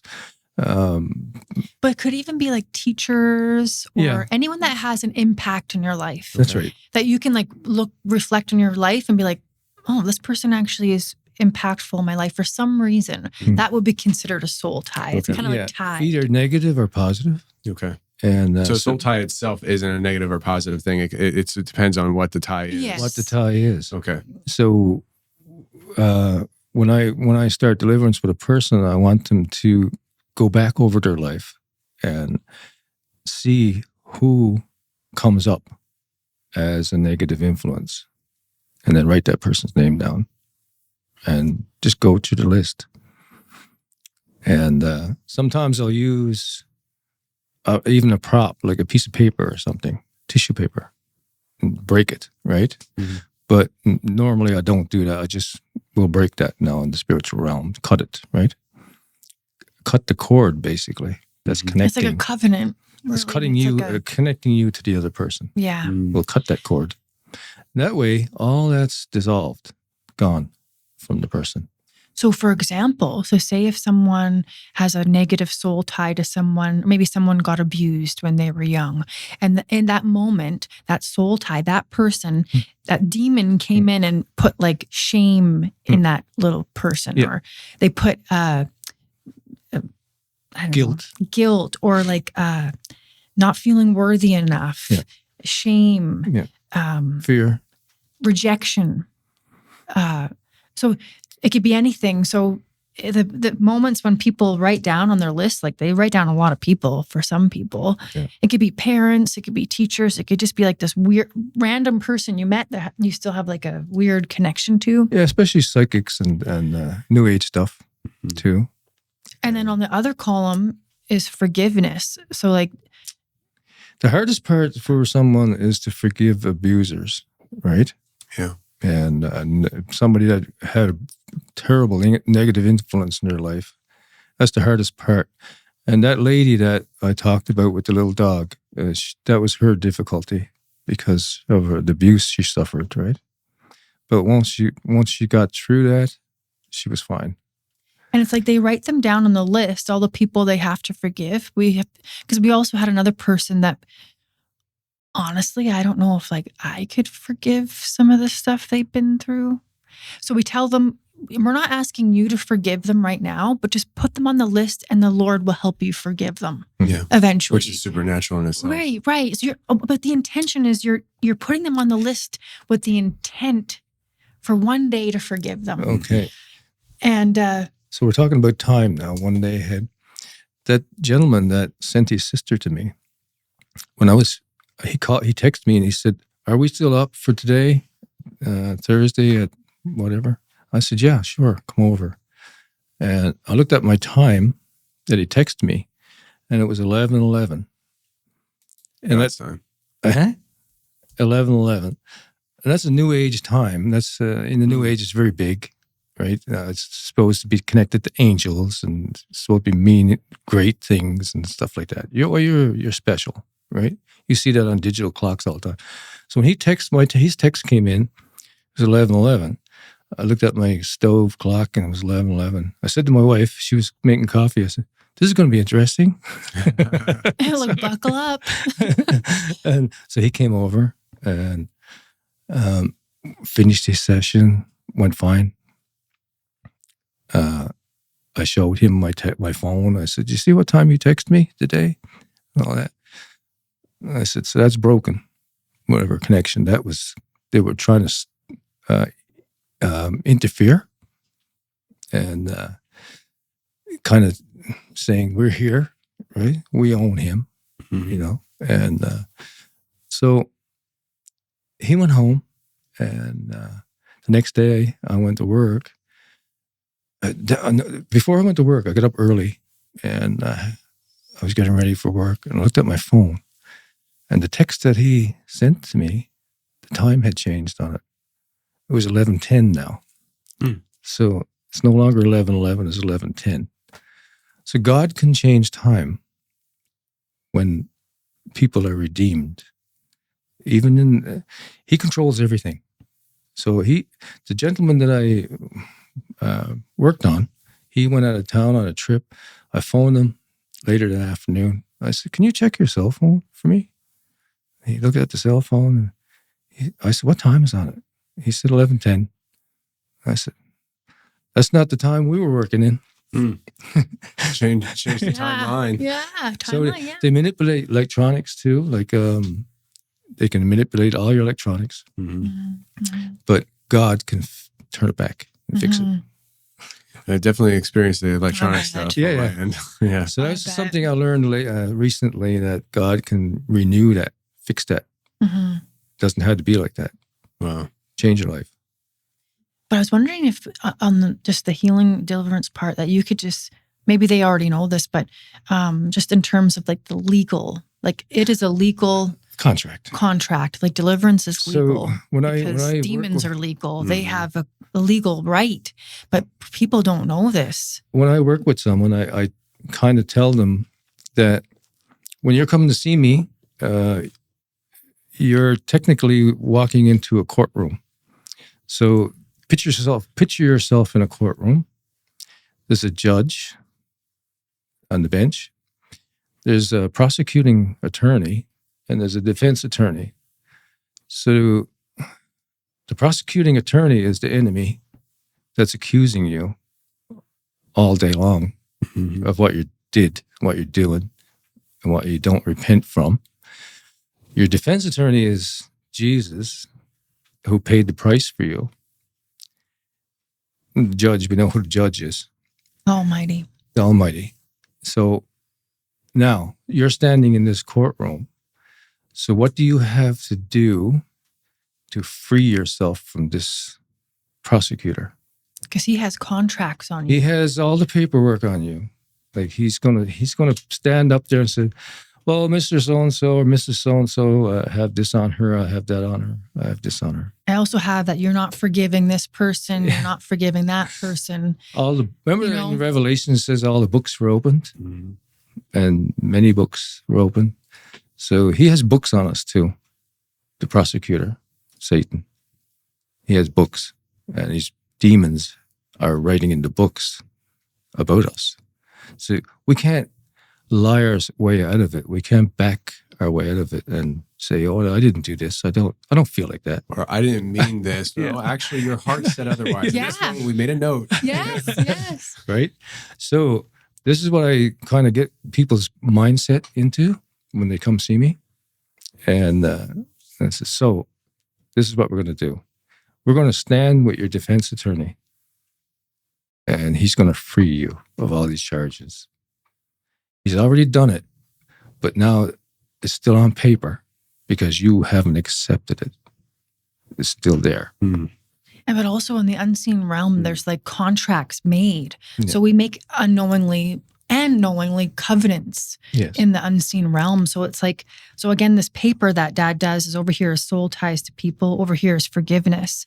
And all the soul ties you have with people. And it also could be, like you said, practices. I could have put yoga down there. I could have put Reiki down there. I could put all the people that I have soul contracts to, my teachers. But then over here would be forgiveness. All the people that you have to forgive are hard to forgive. You can't even write their name down. Dad has also had to coax people, just please trust me, write their name. I know it's even difficult to write their name. Just please trust me. Just write it. And your defense lawyer over here will take care of it. So what that is now we're writing on an actual piece of paper. It's a contract. Yeah. So what you're doing now to the spirit world. To the spirit world. Because what is the scripture that says that is in John that Jesus is in fact your attorney? It's 1 John 2, I think. Would you be able to look that up? It's like Jesus is he's The advocate. He's your advocate. 1 John 2:1, I think. I think. So but it does say that. And then also Yes. like the accuser in the book of Revelation, he is he is prosecuting you. He's an accuser. He goes up and down to the Almighty Accuses the accusing you. brethren day and night. So then he's like, oh, well, Patti didn't forgive this person. She did yoga. Is that right there, 1 John? Yeah, it's 1 John 2:1. Yeah. My little children, I'm writing these things to you so that you may not sin. But if anyone does sin, we have an advocate with the Father, Jesus Christ, the righteous. Mhm. Yeah. So he he's your pleads our lawyer. case for us. Yes. So then when he does the deliverance for the person, we have this deliverance book. It's so good that you do all these prayers that you renounce occult activity, you renounce generational curses, you renounce the sins, you also do forgiveness prayers, and then we get them to say all of these people's names. We get them to say all these people's names. And then listening to their story, you can pick out the spirits. Yeah. So people maybe who have been like adopted or didn't feel like they're good enough in their family, they would probably have the spirit of rejection. You know, like, or I'm just saying hypothetically. So then we know exactly we got to pray again. We might make a little note, spirit of rejection that person has. I can hear it. We can hear the demon or the spirit of shame. We put these down. Then after all these things are done, then we can pray directly to these demons. And what makes them so powerful is that people don't believe they exist. Yes. Yes. That makes them powerful. They're not powerful. The Almighty is powerful. He's the most he has the power over everything. And one demon spoke and said, if Christians knew how powerful and how much power they can access from their God, we wouldn't have any power over this world. So I think it's a coming time soon that Christians need to access their power and realize that they have Almighty's power in their hands. And because there's something coming on the earth that's going to be a great deception. And people are going to be overwhelmed with it. And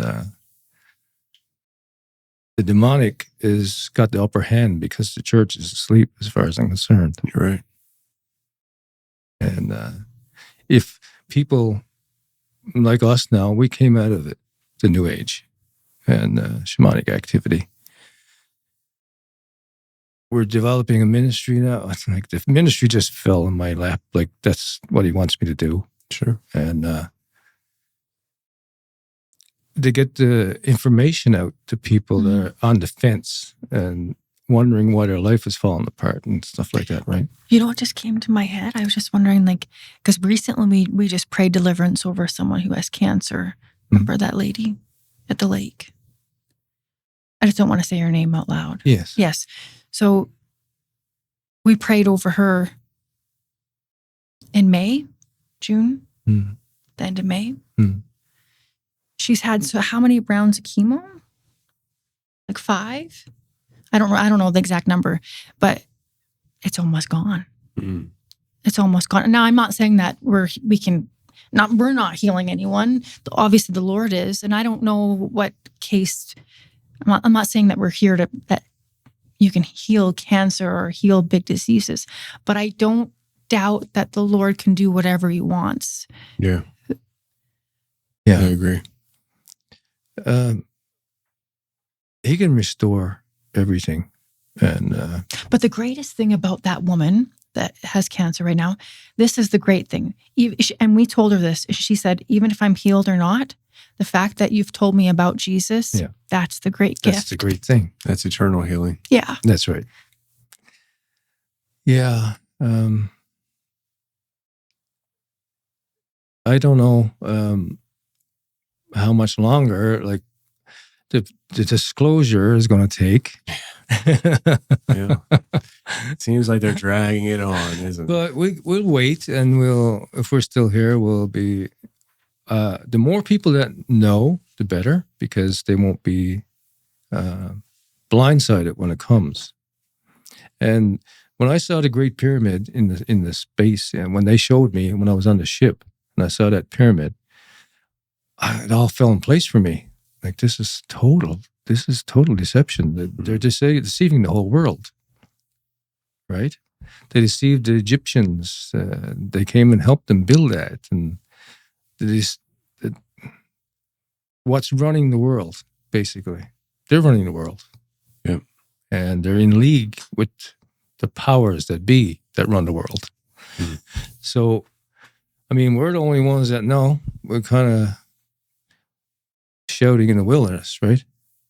Because nobody's listening to us because they think we're crazy. We're not crazy. We're getting to know the truth. Yeah. And he says the truth will set you free. So there's freedom that we got to bring to people. Free themselves first, and then free their minds. You know, and demons can be in your mind. They don't have to be in your body. They can be in your mind. And you can pray against the mind, the freedom mind. Remember I was telling you about my friend last year and the year before, her little girl. She was telling me that her little girl, she was saying that she was getting attacked a lot, but she was basically saying that there's probably a demon in her. So she was probably 5. And like, they weren't even Christian then. And she would like throw the Bible and say like, I don't like God. And The little girl. yeah, and she had like superhuman strength. And she had like the smell would come from her room. It was really, really hard to hear as a little girl, like for me to hear a little girl was going through this. So anyway, I told my friend, who's the previously Muslim woman, she's very good prayer. That's her gift. And she came to my house with my mom and she said, I'm fasting right now and praying. I don't know why. I said, well, actually, could you pray and fast for my friend's little girl? So she never met her before. She said, yes, absolutely, she will. And I don't know how long she fasted and prayed for, but my friend's little girl is healed. She's baptized. She's never been the same. She reads the Bible every day. Like, it's a miracle. So my friend who fasted for her, she didn't even need to meet her. No. So. Wow. Well, I'm glad you guys came down here to kind of lay this out. A few minutes ago, you were using the example of the legal aspect of it in the courtroom, and I just feel like people need to understand that what you're describing is the gospel, you know? Oh, yeah. And literally, you have somebody who everything you've ever done wrong, every it's like it's documented, and they're bringing this like case against you, and it's been paid for. You had said that it's been paid for. It's like if you're in court and the case has been laid before you, and the judge says, all right, it's gonna be $1 million. And you're like, I ain't got $1 million. But Christ is standing there and puts the money on the table. He's like, here you go. But you actually have to take that money and hand it over to the judge and be like, it's been paid for, you know? It's literally a free gift. Yeah. But you have to actually receive it. And if anybody wants to know more about this gospel message, they can go to theconfessionalspodcast.com/gospel. And they can read that entire message there. And if that is something that, you know, you do and you read it and it impacts your life, let us know about it. Email us. We want to know these things. Before we close down, do you guys have anything else you'd like to share? I don't want to leave anything off the table or on the table, however you want to say it. But I mean, I know you have a whole lifetime of experiences and stuff, but I feel like if there's anything else that you feel like is on your heart that you want to share before we close down, feel free. Because I think we've been going for a little more than 3 hours. Oh, so. Really? Oh, yeah. Oh, Yeah. wow. Yeah. So, really? Oh, I'm telling you. Yeah. No kidding. Wow. It goes by fast when you're having fun. Oh, yeah, I know. I just wanted to add on that about the salvation because we're witnessing it. Like, you can have salvation but still be oppressed. Thank God we have salvation. Thank God. we're actually doing deliverance on a lot of Christians. Mm. And I actually think everyone needs deliverance, like I agree. said earlier. So there's no shame in needing No. deliverance. My gosh, please don't ever feel like that something's wrong with you. We all struggle with not feeling good enough, not worthy enough, shame, et cetera, et cetera. I feel like salvation, if you accept Christ, salvation is a guarantee. But we can still be oppressed as a Christian. Yeah. I agree. I mean, I have several Christian leaders that are friends of mine that are continually going through deliverance. Right. You know, it's like peeling back layers of an onion, you know? Yes. And it's dissecting family history and transgressions that have been done in the line that we talk about legalities, these entities feel like they have legal right to you because of great-great-great-grandfather who was a warlock and swore the next 10 generations over to Satan, you know? Like they want to operate on that legality. And there is a need for that breaking. So I second that. In fact, I think that's something that when I first started hearing about deliverance a long time ago with the show, it was like I was like, so what did you do wrong? And it's just like I didn't understand it. But the more Dr. Laura Sanger kind of broke it down to me, and she was really kind of teaching me about it, I was like, oh wow. So I agree with you. I think it's needed and necessary. And I think the more people embrace it, the more they'll be able to actually operate in the fullness of what God has called them to do. Sometimes there's spiritual walls that are built up and you don't even know, you can't even identify it, you don't understand it, you just know there's something holding you back. And that can be broken free for sure. So it's really encouraging. There was one incident that cemented my need to find out more about deliverance and more. What's the word I'm looking for? The Catholic Church does exorcisms. A lady, I don't think you were at that session with me. I was doing a session for a lady, and you understood that there was something dark with this lady. And during the session, this is before I was saved, in my past. We're in a room, and she was on a massage table. There's probably 10 people around the table. And the Lord was working on me during this time. And it was probably 3 years before I quit what I did. I was developing a prayer to ask patients or clients to say an answer to, yes or no. So I would ask them, if there's anything in you, around you, or oppressing you that doesn't belong to you, do you want it to leave? Do you want it out? Yes or no? In the name of Jesus of Nazareth. And they say yes. So as soon as this lady said yes, there was a patio door behind me with blinds, vertical blinds, those big ones, wide ones, on chains, hanging down. 3 of those prior to the blinds coming down, there was a voice came out of the woman, a guttural laughter came out of her. It wasn't her. It was a deep down in the pit. Like what I know now, it was a high-ranking entity, basically. And so it laughed. But when she said yes, it had to come out, right? And it ripped off, three blinds ripped off the wall, off the window, in separate locations, and crashed down to the floor.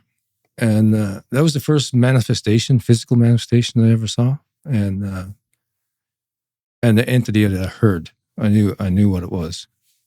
And that led me on a road to, like, okay, exorcisms, where do I go for this? Yeah. Right? And I found Derek Prince, which was a good information. Very. So the Lord was leading me in good places prior to my saving. And the crazy thing about that, is those three blinds falling was almost like a mockery of the Trinity. That's what I asked my Buddhist teacher. I said, what does all this mean? Like, what is there any meaning to the three blinds being ripped down? He said, yeah, he's mocking the Trinity.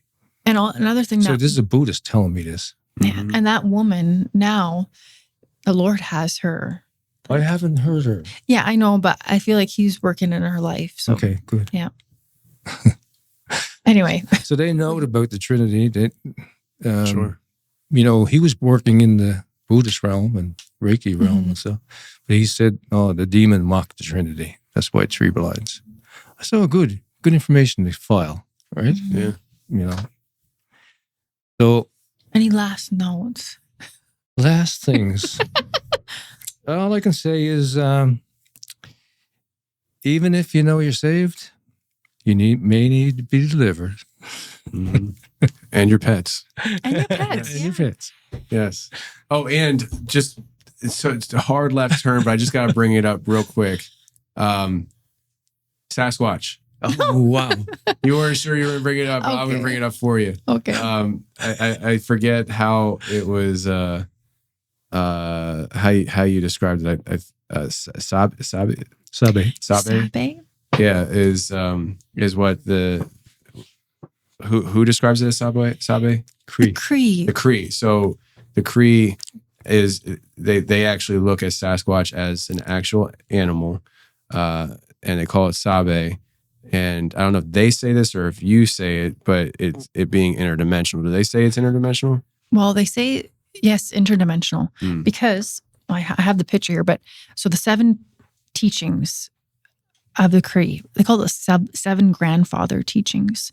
And like I said earlier, these teachings are in every school in Alberta. Right. I would assume all in Canada, but maybe it's different tribes across Canada. Anyway, so I was working in all the schools and I just found this really interesting. This is even before I was Christian. And I was always around Cree people. I just never heard them talk about Bigfoot. But in the schools, they had the 7 teachings that the kids have to follow. And each animal, there's 7 animals, they all have a trait. So it's like love, respect, kindness. So it's like eagle, buffalo, turtle, all of the animals. But then one of them is a Bigfoot, or they call it Sabe. I don't know how to pronounce it properly. Sabe. And his trait is honesty. And I always thought that was kind of weird, even when I wasn't a Christian. I'm like, why do they have the Bigfoot? Because to me, that confirms that Bigfoot is real. Certainly does with me too. Because all the rest of the animals, the other 6 animals, are real animals. Right. And then Bigfoot is with it. But anyway, now that I'm a Christian, I'm like, wow, it's interesting that the Bigfoot, his trait is honesty, but actually it's deception. And the inversion of truth. Yes. And it's interesting too, like you don't see the Bigfoot over in India. You don't see Bigfoot over in China. You see it in indigenous places. Yeah. There's a connection. Oh, yes. Yeah. Anyway. I really appreciate you guys coming down. This was a good conversation.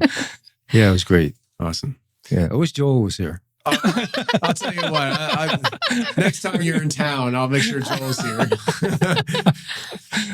He's about 4 hours from here. Is he? Yeah. Oh, okay. Yeah, he's up in Cincinnati. Oh, so, very good. Yeah. But I'm hoping one day he moves here. So. He's a blessed young man. I'd like to meet him sometime. Yeah.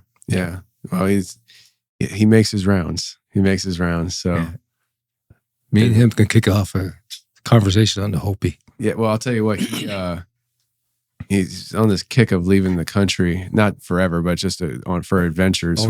Canada has plenty of adventures, so maybe, maybe we'll do an adventure up there. And you can meet him. We'll come to your neck of the woods next time. Sure. So yeah, I appreciate you guys being here. Thank you so much for having Tony. us. Yeah. Absolutely.